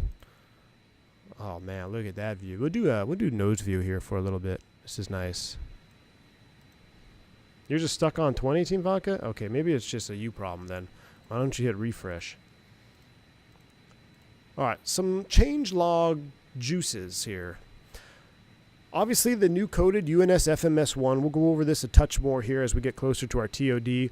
It does include the maneuvers. I love how they spelled maneuvers. They definitely spelled it the European version, which I love. Whoever, if Just Flight ever watched this video, whoever does the narration for the 146, and I believe it's the same gentleman that did it for the F-28, best narration voice in all of Flight Sim. Like, I just love listening to their video updates when he's going through the updates. But let's see here. Maneuvers, including holding patterns, direct to, and heading function, command heading. I got to brush up myself on command heading. I want to say that's like after a fixed flight, this heading, and you can like dial it in. Almost like extending a line maybe, but it's a heading. I can't remember. I'll have to brush up on that myself. But it does have holds. It does have direct to. You saw me execute a direct to. You saw how to find the hold page. It does have top of descent calculations based on a target vertical speed via the path VNAV page. Now, I will show you this here as we get ready to descend, but remember, I want you to think of VNAV in the 146 as VNAV information, not just straight VNAV, set it and forget it, because there is still pilot input that is required to appropriately meet vertical navigation restrictions. It's a northern UK accent, V1? Nice. I don't know, I love it. 400 likes for pro flare mode. Let's see. Navigation monitoring, including wind, cross-track air, and ground speed. That's a big one, especially when you start calculating your top of descent. So if you really want accurate descent profiles, knowing your ground speed is going to help you dramatically because you know how fast you're going over the ground. You can do miles per minute. You can adjust your calculations. And we have that on that nav page, which I showed y'all, which I like to keep up on the flying pilot side. Nav page up. That's fully implemented. Monitoring, we already read that. Real-time performance, including the current range endurance. That's on that perf page. I'll show you that here in a minute. We already did SID, STARDs, and approach procedures. I showed y'all how to load those in. It's pretty straightforward. It just is the long way around. So you're not just clicking a star and loading it. You have to click arrivals. Then you have to click the arrival out of the list of arrivals. So you just have to add, it's just additional steps. But it functions generically like a normal, normal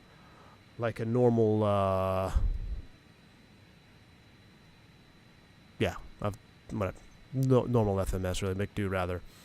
Ability to save and import custom flight plans.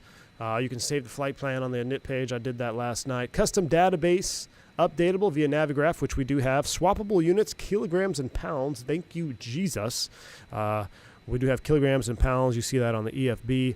Comprehensive UNS FMS-1 operating manual and a tutorial flight. And I highly recommend that you go over the tutorial flight if you do pick this airplane up. It has a dedicated UNS FMS-1 tutorial flight with it. Highly detailed passenger cabin and galleys. You got to see me mess with that. You can control all the lighting from above the R1 door. I'll go back here in a minute. We'll do a small cabin tour. All the signs and lights work, and they're animated appropriately. You have the calls panel, which works appropriately.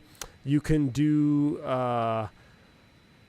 interactive passenger service door, stairs. We know that. Ground service electrical supply. So if we're getting the galley power up and running the galley with the coffee maker functions and potable water. I just love that they have the potable water usage. I think that's the first time I've seen potable water simulated in a flight sim. So shout out to Just Flight for that. Volume of cabin sounds, various depending on cockpit door position. So I've seen that, so it gets muffled as you close the cockpit door. Speaking of, everything is looking good here. Let's hop back into the, I'm curious. Yeah, we're definitely burning that potable water.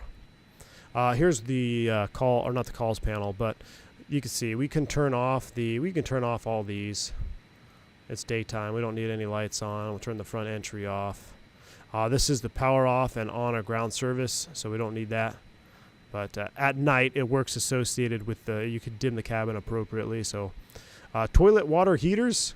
You don't want to have frozen poopers. We don't need those right now. Actually, when would you turn these on? Would you have to turn these on so the toilets don't freeze? I actually have to read up on that. That's interesting. Toilet water heaters. I had a frozen pooper over Thanksgiving. Remember I told you all that when the Airbus pipe heater. I think this is for being on the ground. But yeah, so we've got all that. That's working. They're doing its thing. There's your calls panel. This is your music with 7 radio tracks, the volume. Gotta love it. Let's come over here to a wing view. Study level cabin. Yeah, that's where we're getting. You guys saw the integrated GSX, and that's via the EFB. So if you haven't seen it already, if you want to do GSX with realistic boarding, you come to your settings tab and make sure you enable the GSX handling here. You want to make sure that's enabled, and your auto cabin if you want them to do the automatic, calling up. The modern FMS is the one that we had previously, right? I forget what that one is, but that's the modern one. We want the classic if you want the UNS-1. State saving, if you're not a streamer, probably a good idea to have state saving on. I like that. It saves certain positions of switches and stuff like that. It's always fun to have on. But GSX ground handling, that's a big one. I love that real-time boarding and loading. I mean, you just start boarding and it does everything for you. So Fenix to GSX. Now we have 146 to GSX, and it's awesome. All courtesy of the fly-by-wire. Initially got it. They were the first one to really get it integrated.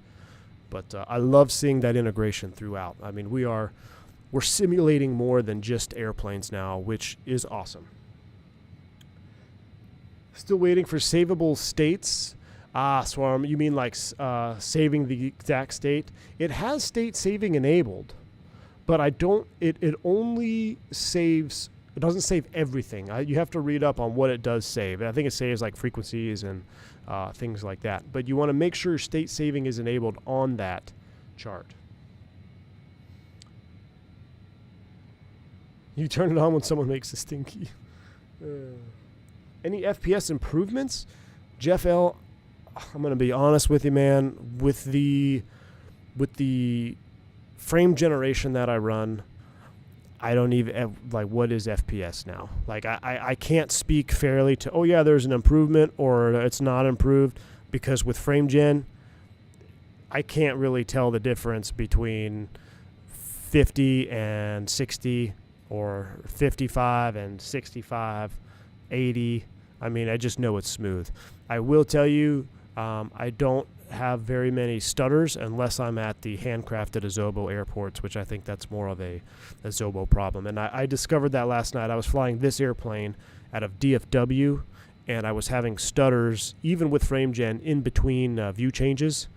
But then I activated the dynamic LOD, and that cleared that up too. So don't really have a solid answer for you as far as performance is concerned, but I will say before I used frame gen, I had this airplane, and it's been rock solid from the get-go, and I see Steven said the same thing. I mean, I really had never – I don't think I've ever had any issues with FPS with the Just Flight airplanes. I think they've always been pretty well optimized.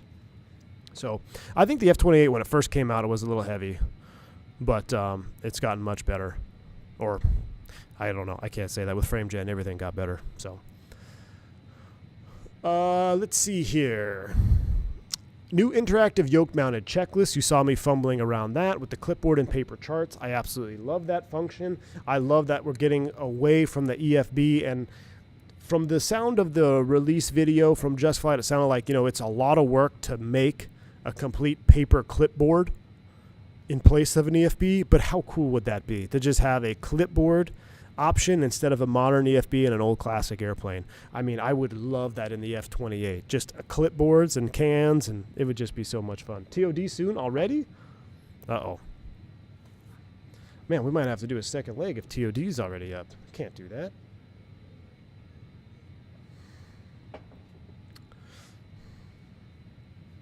Force Raptor, I don't think DFW's fixed, man. I was having issues with it.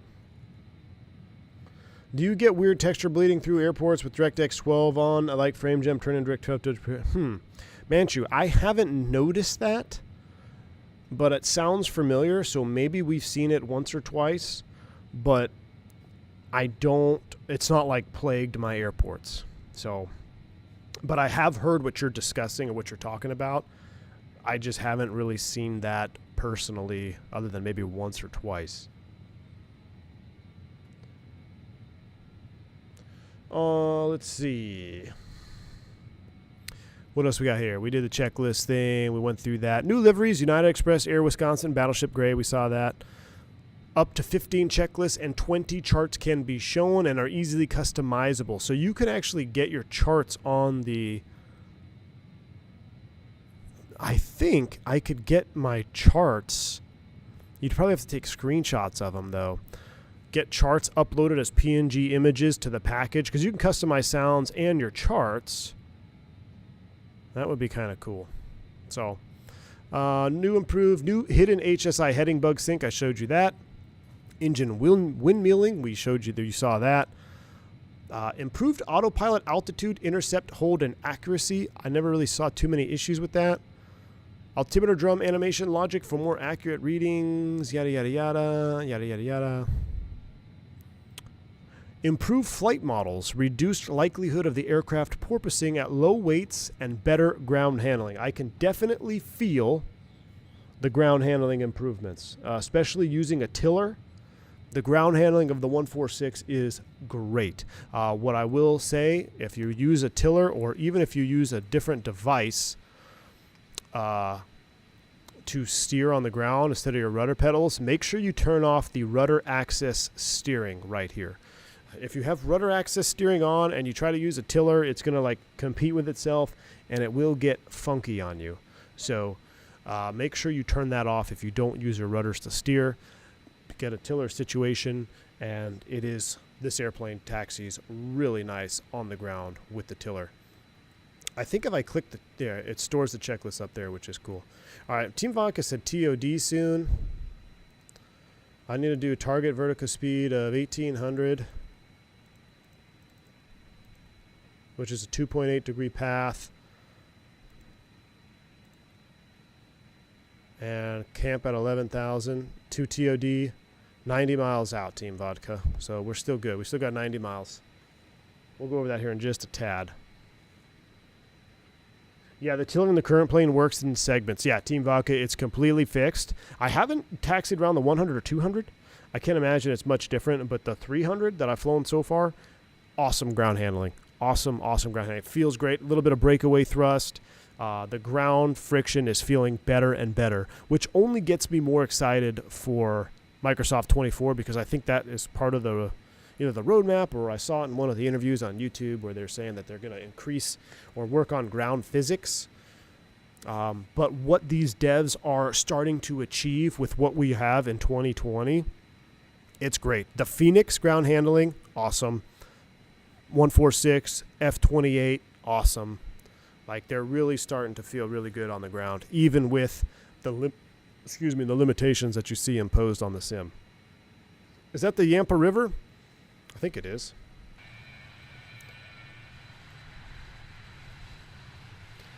The Yampa? Is that the Yampa River off the left-hand side? Man, what a beautiful night. We might have to keep this lake going. How far is it from Salt Lake to SFO? Maybe we should just keep going. Or SFO to LA, do a night flight? We might do a real-world turn. You guys want to do that? I mean, I got my sim at my house.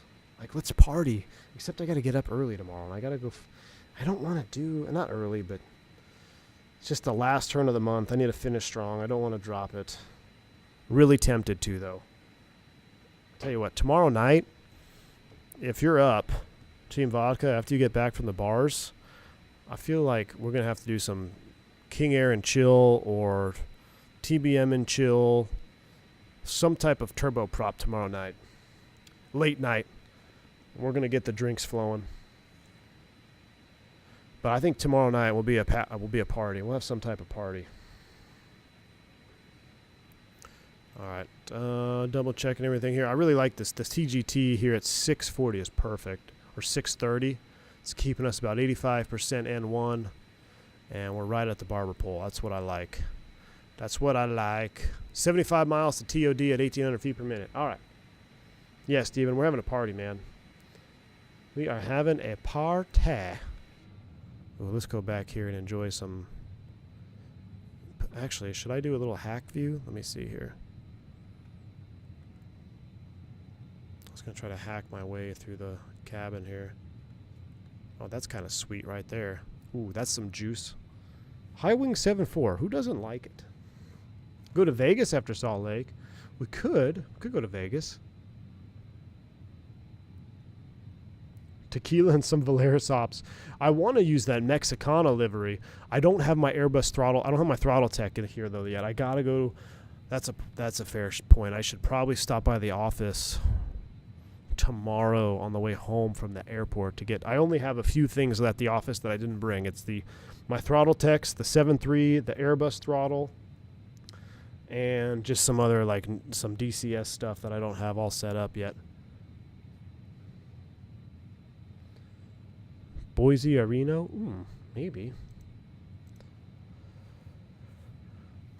it's actually, I was looking through the changelog here. Someone talking about state saving. This says improved state saving logic. So I wonder what else they have and what they've improved on the state saving. Now, it doesn't really work for me as a streamer as much because we do a lot of replays, and like when I go replay mode, it jacks it up. I have to turn stuff back on. But if you're using replay, what you should do is after the replay, how would that work? Shut it down on the runway, I guess. Shut it down the way you had it shut down at the gate before you exit. Maybe that'll help. That's the only problem is when you use replay with state saving, it kind of messes things up. I don't know. Yeah, it's kind of a tricky one to get around. Numerous other changes here. Sound set fixes. Other cockpit controls can no longer be clicked through the EFB tablet. That's good. Flight deck door is now forced to close if the cabin is disabled via EFB. Oh, interesting. This is an interesting one, Team Vodka. Autopilot vertical speed can now be controlled using the elevator trim up, trim down control assignments when the autopilot and vertical speed hold mode is engaged. Similar to the existing pitch hold. I might have to test this because I believe I know I have elevator trim up down. We're going to test this. So we're going to test vertical speed with the autopilot engaged. So we're going to manipulate it with the trim switch up and down. If enabled via the EFB tablet, the cabin crew will now automatically make passenger announcements for the different stages of flight, if not already manually triggered by the user. Rework TMS logic. You must only turn standby when the hundreds first digits. Okay. Engines no longer flame out when a flight is started on approach to runway. I wonder who discovered that one. Steven, you say you want the integrated replay on 2024. I got to be honest with you, man. I kind of like the way Flight Recorder runs the replay. Uh-oh. I think you might hear the PTUs running down through the basement here in a minute. Because if the sim crashes, you still have replay. I mean, you can save your replays. It's just much more robust than the integrated replay that X-Plane had. I don't know.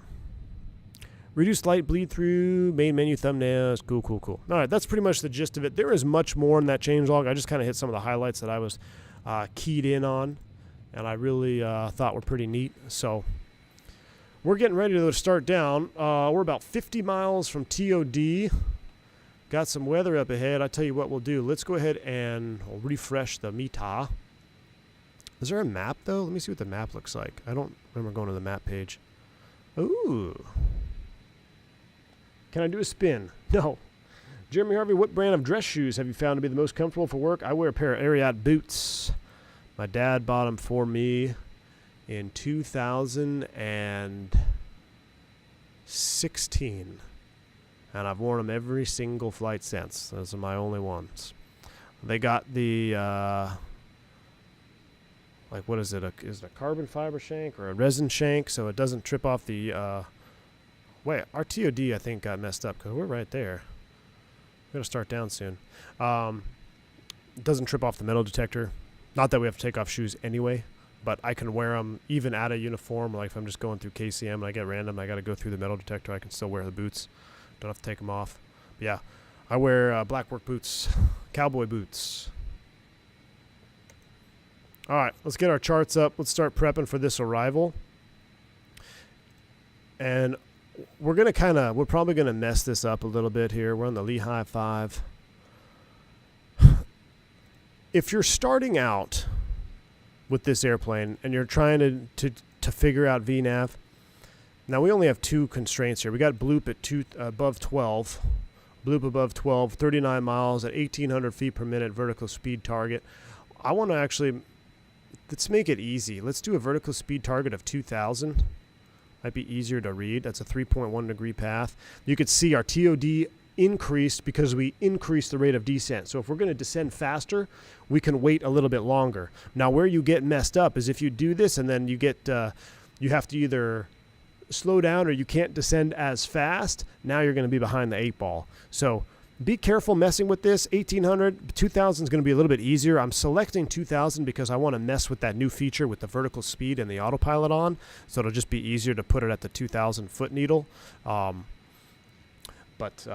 getting back to what I was going to say, if you have an arrival that's got a lot of restrictions and you're just starting out with learning how to vertically fly your airplane on a vertical navigation course and hit vertical restrictions, don't concern yourself too much with making a constant rate descent through all the fixes. You can calculate that. It can be done. And, you know, as you build proficiency, that's like one of the things you pride yourselves on. It's like, oh, yeah, I'm going to nail this descent here. I'm going to start down at, 3.1 degrees at exactly 11.8 miles from this fix, and we should be able to cross all these altitude restrictions at or above and be on profile. But that takes experience. So out of the gate, just plan to do what we call the chop and drop, the dive and drive. So if we were going to be doing the north transition here, which we're not, and I have my first restriction here, it says expect to cross Spain at 16,000 for the north transition. I'd set 16,000 and I would do my 3-to-1 simple math. I'm at 26. I got to go to 16. That's 10 times 3 is 30. 30 miles from Spain. I'm starting down at 3 degrees. If I'd get down there early, great. Now I know the next one is going to be Fairfield at 17. Drop it in, 17 thou, step down, descend, and level off. So the reason I suggest that you get used to the chop and drop and level is because it's going to get you used to handling the aircraft and managing the aircraft in the descent phase, leveling off, selecting altitude windows, managing pitch and power as well. Build up your confidence doing that, and then you're going to get to a point where, like, man, I just descended down early and I'm level. This is easy. Now start backing out and start tweaking your descent profile. Start adjusting your math. Make your math a little bit more realistic to try to cross all the fixes at a constant descent angle. And that'll be, that's when you really start to have fun. But out of the gate, dive and drive. There's no problem with it. Sometimes I'll even dive and drive on an approach if we're all messed up and traffic and ATC's jacking with us. Sometimes it's easier to just go open descent in the Airbus, drive down, level off, reset yourself. Now, we have a lot more tools combined with the auto thrust, the fly-by-wire, FPA bird mode. Makes it very easy to do a constant rate descent in the Airbus. But an airplane like this, start small, baby steps, work up, and then start finagling. What is maximum vertical speed with air brake? I don't know. A lot. I've pegged it out before. All right, so our first fix, though, we said bloop is going to be at 12,000 feet or above. So I'm going to dial in 12,000. I'm just going to click and hold 12 thou. Went right past it. You can still feel the pedal pedals through the booth? Oh, yeah, definitely, Jeremy. Oh, yeah. They're big, big, heavy pedals. Nothing like I've ever felt for desktop simulation. The real Airbus pedals are very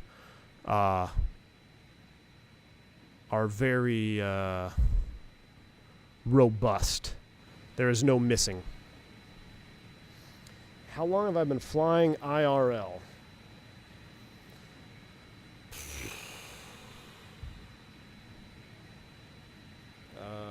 I'll have to look at my logbook for my very first flight. You mean like my first solo flight? I think my first solo was... You're asking me to do math right now. I've been flying all day. 2004? I think 2004. So what's that? Oh, that's easy math. 20? 20? No. Can't be that old. 20 years? Shoot. Yeah, I guess that's close. As far as like airline stuff, been flying 121 airline stuff for about 13 years. 12, 13 years, right around there. Been doing airline stuff. I flew cargo, corporate, did the flight instructor thing before as well. Flew freight. But just as far as, airline stuff, that's, God, I don't remember anything else. Like, just remembering Embraer stuff is hard enough. Like, seeing this box in the sim again is like, man, I'm trying to remember the tail number. I think it was 525 Alpha Juliet. That doesn't sound right. I don't know. Someone look up 525 Alpha Juliet. Is that a citation too? I think that was the one that had the UNS-1 box in it. It had a UNS-1 box, and then everything else was round gauge. Everything else. There wasn't a piece of glass in the airplane that wasn't steam gauge other than the UNS-1. All right, we're getting ready to start down. I'm going to do it 5 miles early. So how do we do this, Team Vodka? We got to select, first things first, we're going to alt-arm it, vertical speed, and now let's see if I trim. Hold on, we're going to turn TGT off. We're going to go to sync mode. I'm going to bring the power back. I'm going to press the trim button. So we are, let's see, vertical speed, 2,000. I think it's locked in there. Oh, overspeeding. Bring the power back a little bit. If you ain't clacking, you're slacking.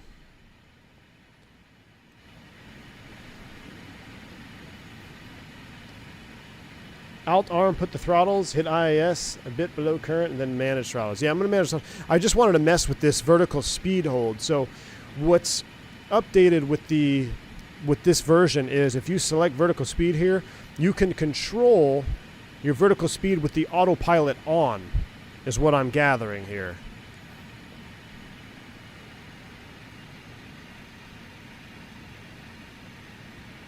Which is kind of neat. All right, let's bring our checklist up here. Let's do our descent check. All right, PTU on, pressurization, briefing, landing, and bugs and harnesses. So PTU on, pressurization. Gosh, Salt Lake is like what? We got to bring this down.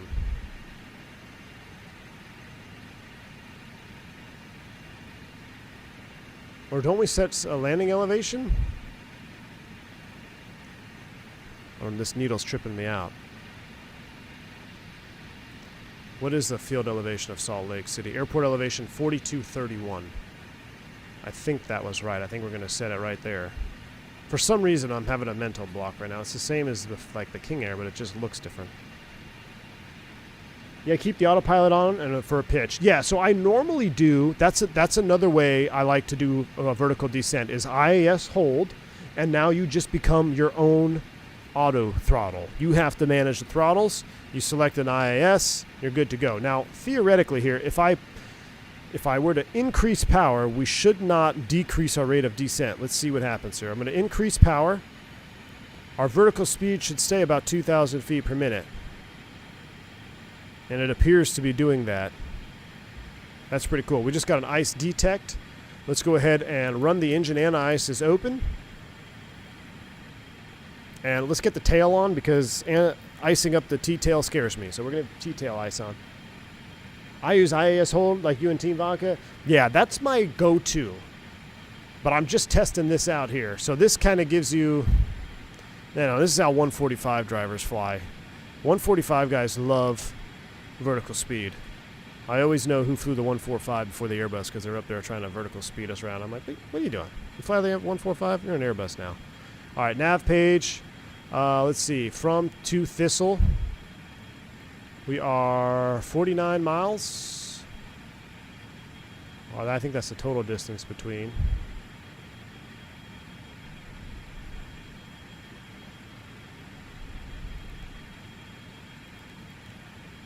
Yeah, that's the total distance between.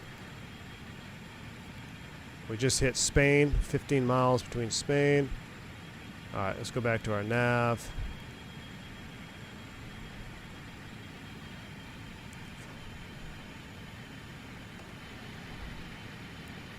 All right, we are descending on down, looking good.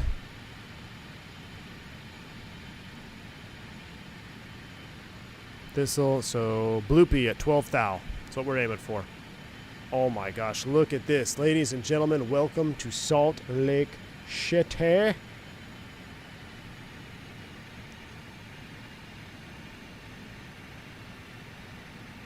going to get flight recorder up.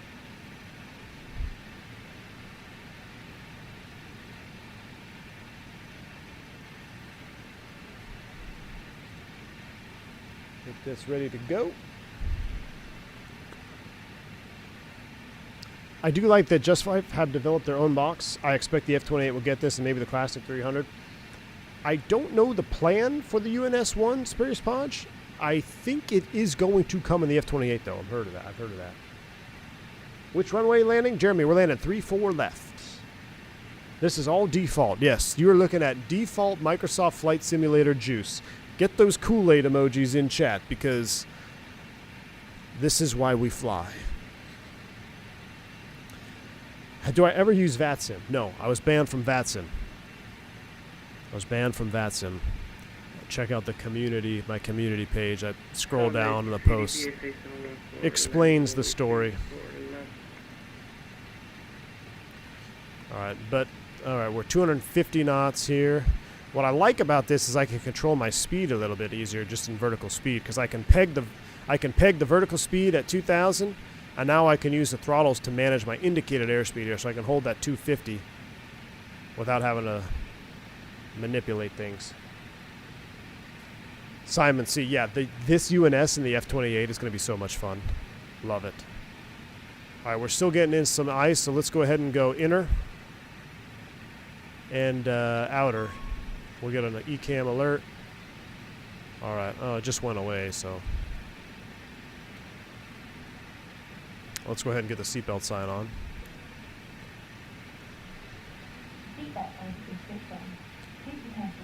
Descent, PTU, pressurization, briefing complete, check bugs, sit, locked, and secure. So, current weight, we're going to land flaps 33, VREF of 121. Our bugs have been set.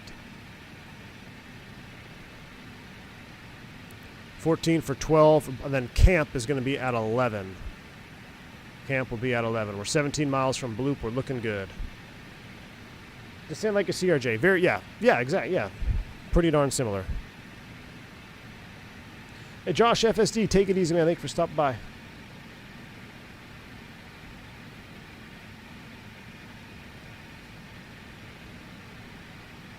V1 was going to make a tutorial series about being a good pilot on VATSIM, so clearly VATSIM had none of that and they banned him. Yeah, that's pretty much the gist of it. Pretty much the gist of it.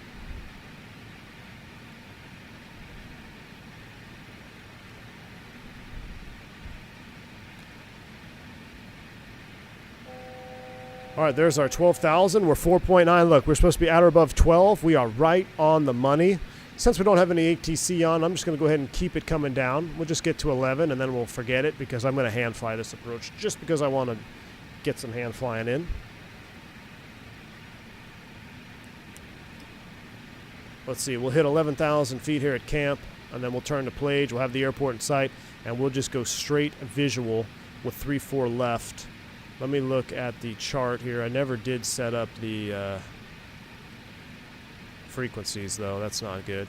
111.9 and 344. 111.9 and 344.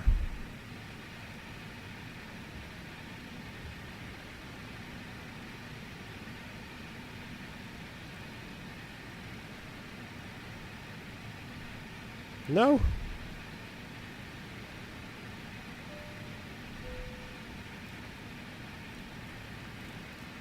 We'll only do one side. You should do both sides, but we're going to do one side. 111.9, 344 is set. We're going to get all the lights on because I'm going to be full manual mode here.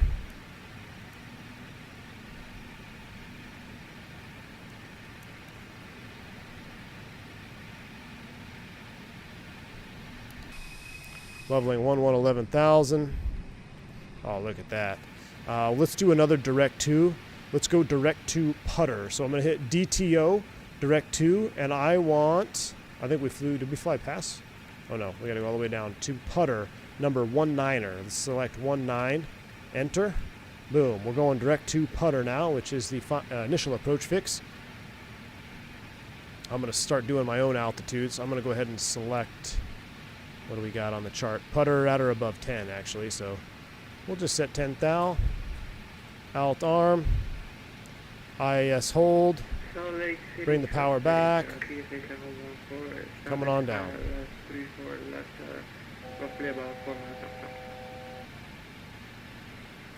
Wonder what auto does in DTO.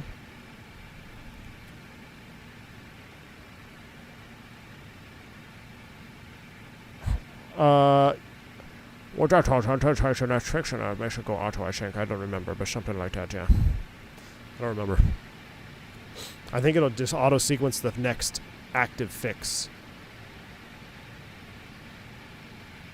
What the hell, Team Vodka? What does it do? Nothing. I don't know. Doesn't do anything. I thought I was supposed to maybe take the next active fix. There's a UNS-1 manual. Check it out.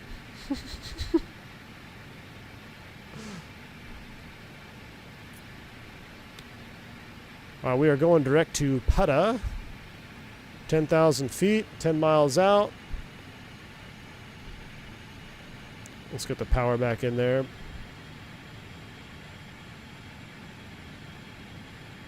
$146 is on sale over the weekend, by the way. Oh, yeah. That is true. So, I believe it's, what, like $50? Down from around $70? And I highly recommend. I don't regret a single penny I spent on the 146. I really don't. Between all the variants that you get, cargo variants, 100, 200, 300, you'll be very happy. All right, let's fly this puppy in. I'm going to go autopilot off. Autopilot disconnected. We got LNAV on. I'm going to go to nav.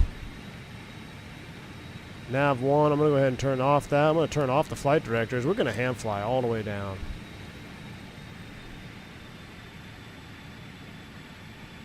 Set up a little bit easier on the course here. About there.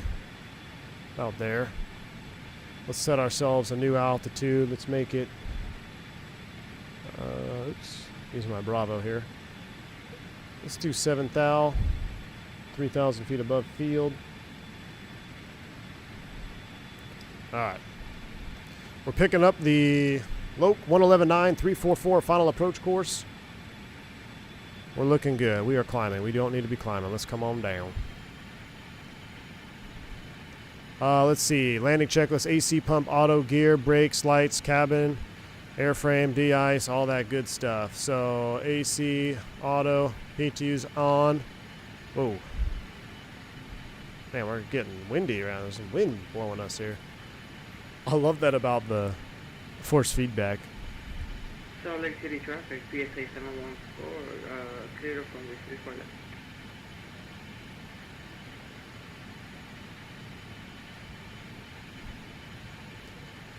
All right, 9.4, descending 7. Our bugs are set. Our speeds are set. We don't need the engine anti-ice, wing anti-ice, tail ice. We don't need that. Let's get APU air on. Engine air is coming off in case we got to go around. Oh, we don't have any air. Rip. Turn that back on. We need to start the APU. This FO is useless. All right, we're starting to get localizer signal. We'll center it up here. Oh, yeah, magic barrel ref key. Thank you. That'll help. 8.3, 8.7.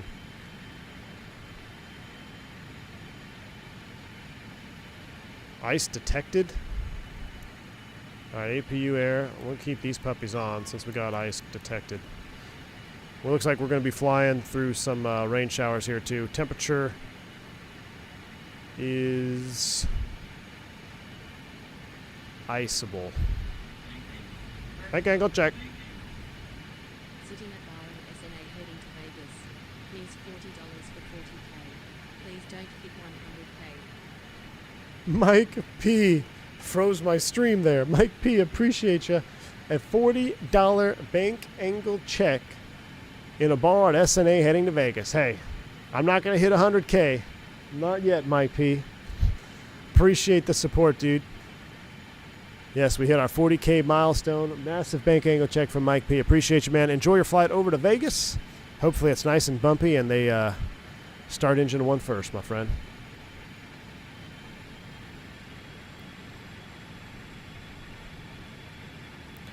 All right, I'm going to go ahead and start slowing her up now. I can see that glide slope is alive.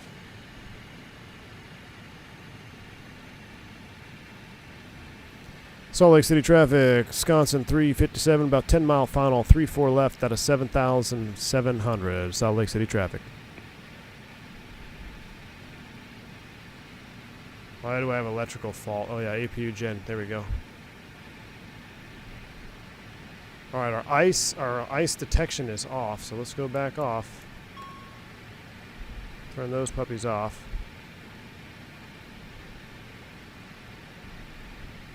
Alright, there we go. We'll turn off. Now we'll do this. Engine air off. APU air is on. APU is running. That's how I want to set her up in case we got to go around. 2500. Alright. Here we go. Let's get a little speed brake. Let's slow it down now. Ooh, we got to start the recording. Recording is on. We're slowing down.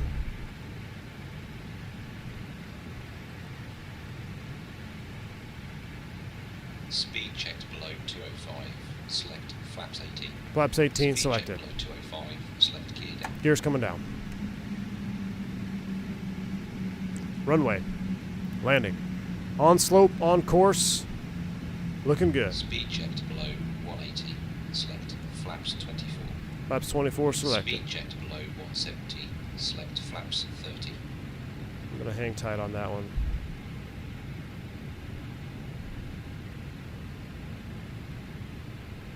Speed check below 145. Select flap 33. Alright, flap 33 is coming in. We'll go ahead and stow the speed brake until we're about what is it? 200 feet, 500 feet. We pop the brake. Alright, we're a little bit low. Let's correct. A little distracted there with the juicy wing view. Correcting on slope, we're on course. Runway's in sight. 100 feet, thank you. 100 feet, we'll pop the air brake.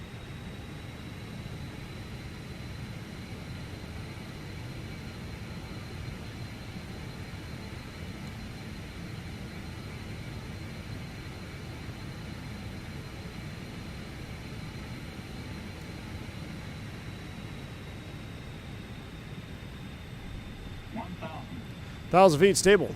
Clear land.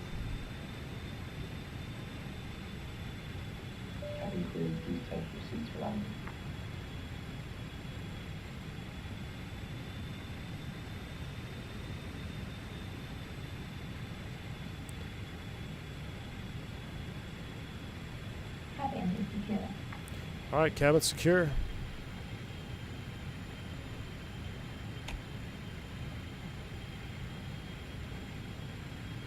A little bit high, correcting.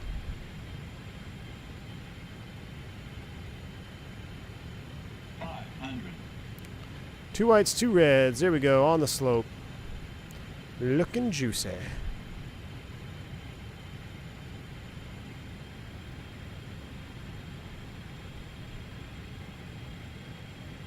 Plus 100. Minimums. All right, air brake's coming out.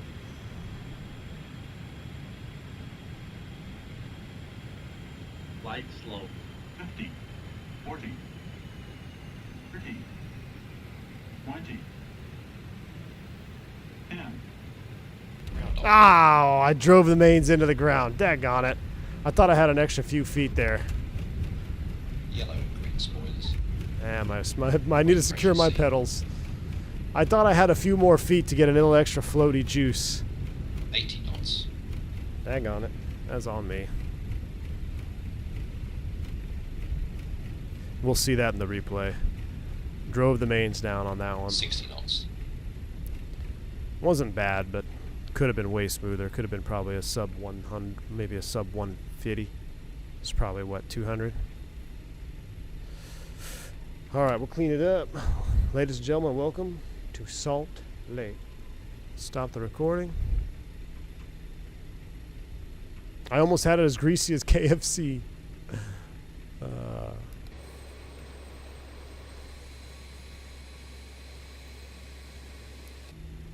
Alright, ladies and gentlemen.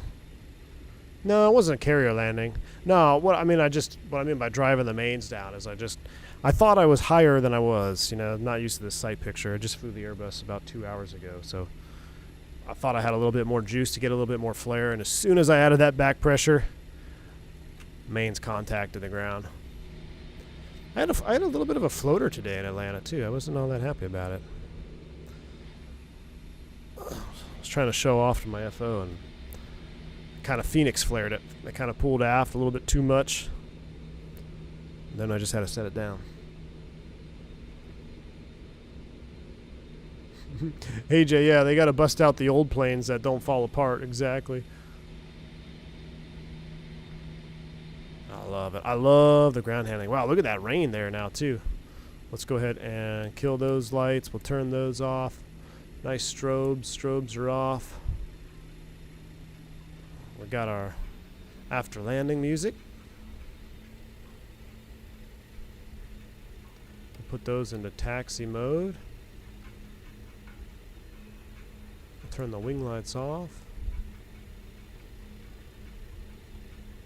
Continue some after landing flows here. We'll get the screen heaters off.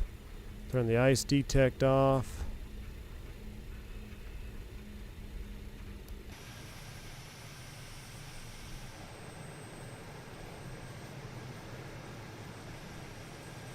I can feel the bumps in the pavement, Team Vodka, with the force feedback on your profile here. I like it. All right, I see that other 146. That's where I'm going to park next to him. Would you say high wing doesn't fly like a low wing? I would say it floats like a low wing. It's just different. The high wing is a super effective design, super efficient design. I had it. I think I had the landing. We'll look at the reassess. We'll reassess and replay. I think I had it just right, but I needed about another 2 degrees of flare, and I should have just held it. I had like not quite enough, but it probably would have been smoother if I had just let her settle instead of try to get additional flare. Dublin to London City? Oh yeah, we'll go back to London City at some point. I've flown into London City. It took the 319 in there after a 7-hour long haul.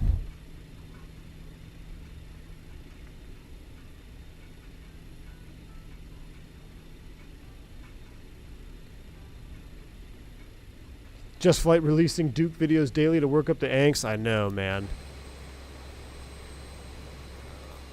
That's what I want to fly now, is I want to fly the Duke right now. I don't think we're going to do a second leg. Whoa, I didn't know that was on. Oh, that screwed up my parking job there. I don't think we're going to do a second leg in the 146 right now. But I might fire up a piston later tonight. We'll see. I got to get up. I got one more day of work tomorrow, y'all. I'd like to party with you tonight, but I think I got to go just do one leg for now.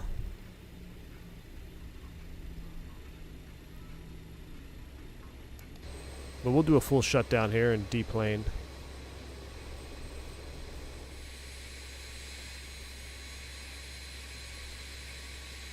We'll park it on the E175 line. How's that? Erp.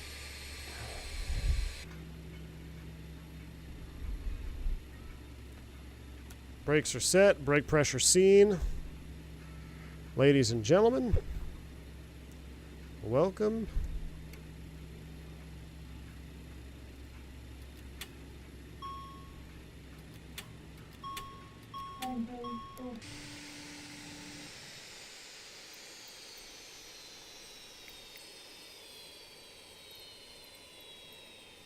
The boarding requested.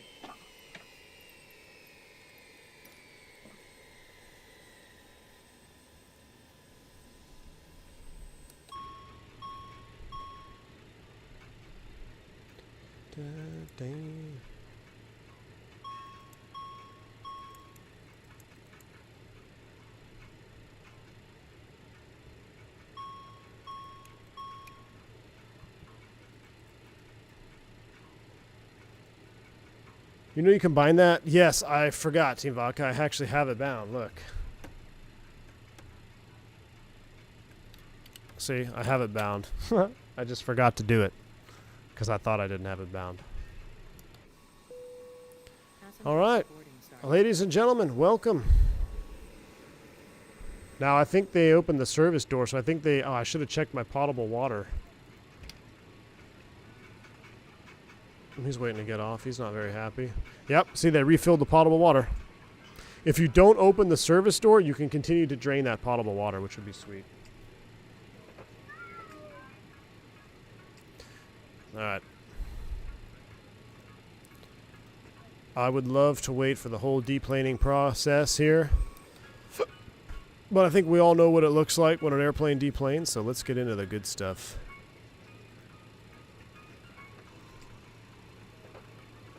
I'm going to reset GSX.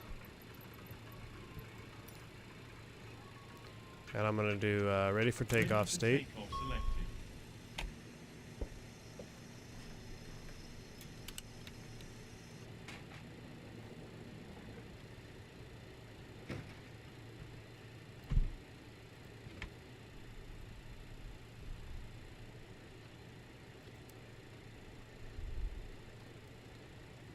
Get all our lights on. Alright, do we have engine juice yet? Not quite. Dang it. Do we really have to wait for all 4 engines to start? You need to start the engines to request ground services.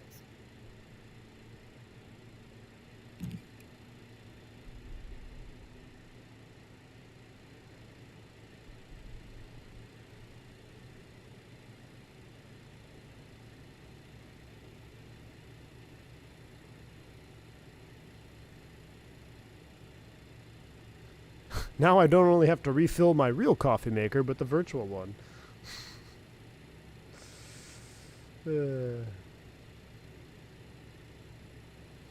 Dave Cat, I'm using Iveo for model matching. I know he's gone now. So that's what you saw, is an Iveo model. Alright, close enough. Let's go in. Let's just throw it in a replay. Let's see what happens here.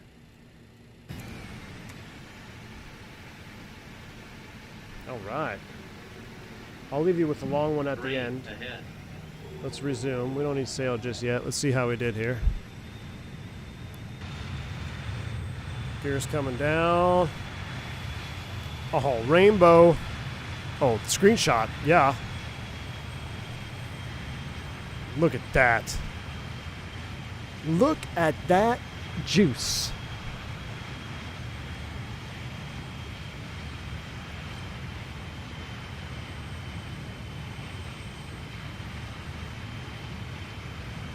Now the rainbow's gone. Goodness. This is why we sim. We'll try 1 or 2 here from the inside, short, and then we'll get sail going. We'll get a long replay, and then I'm going to hop out.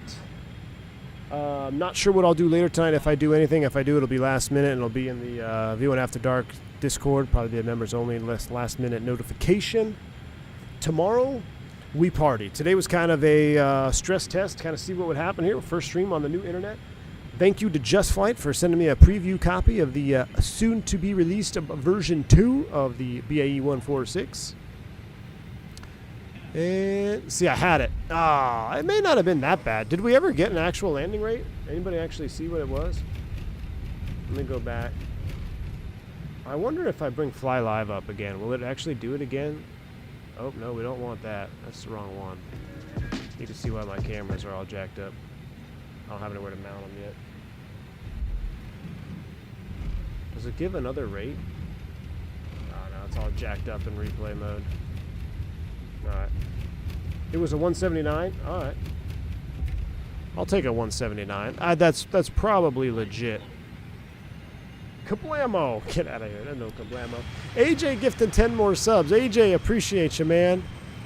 Very, very kind. Another 10 gifted subs.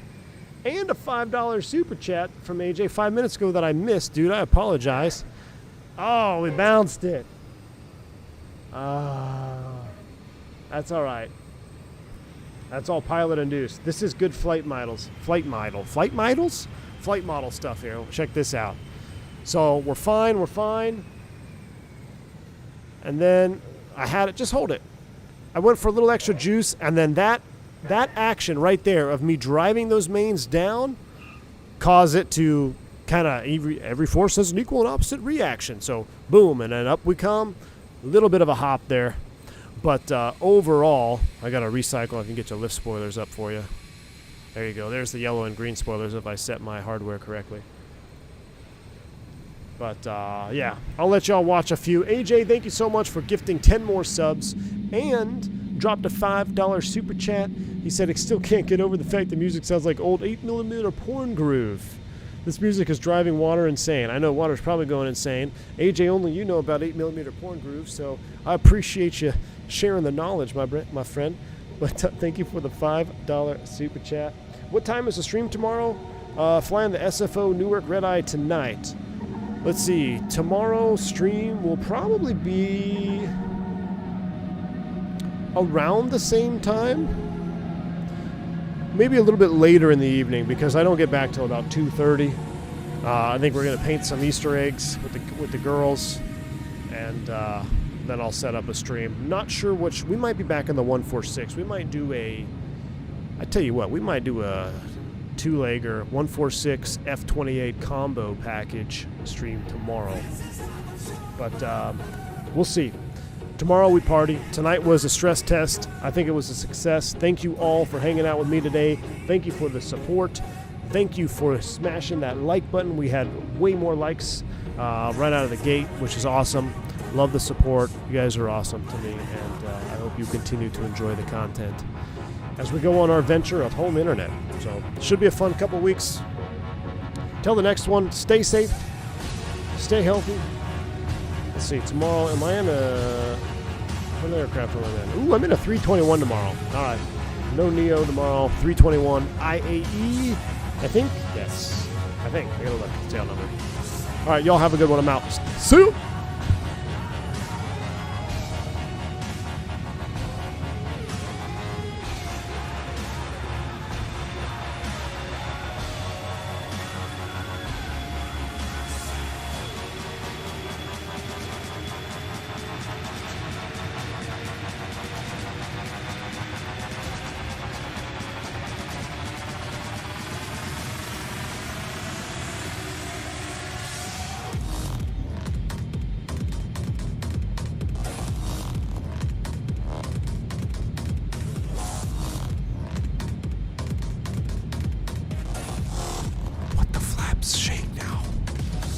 When do the flaps shake?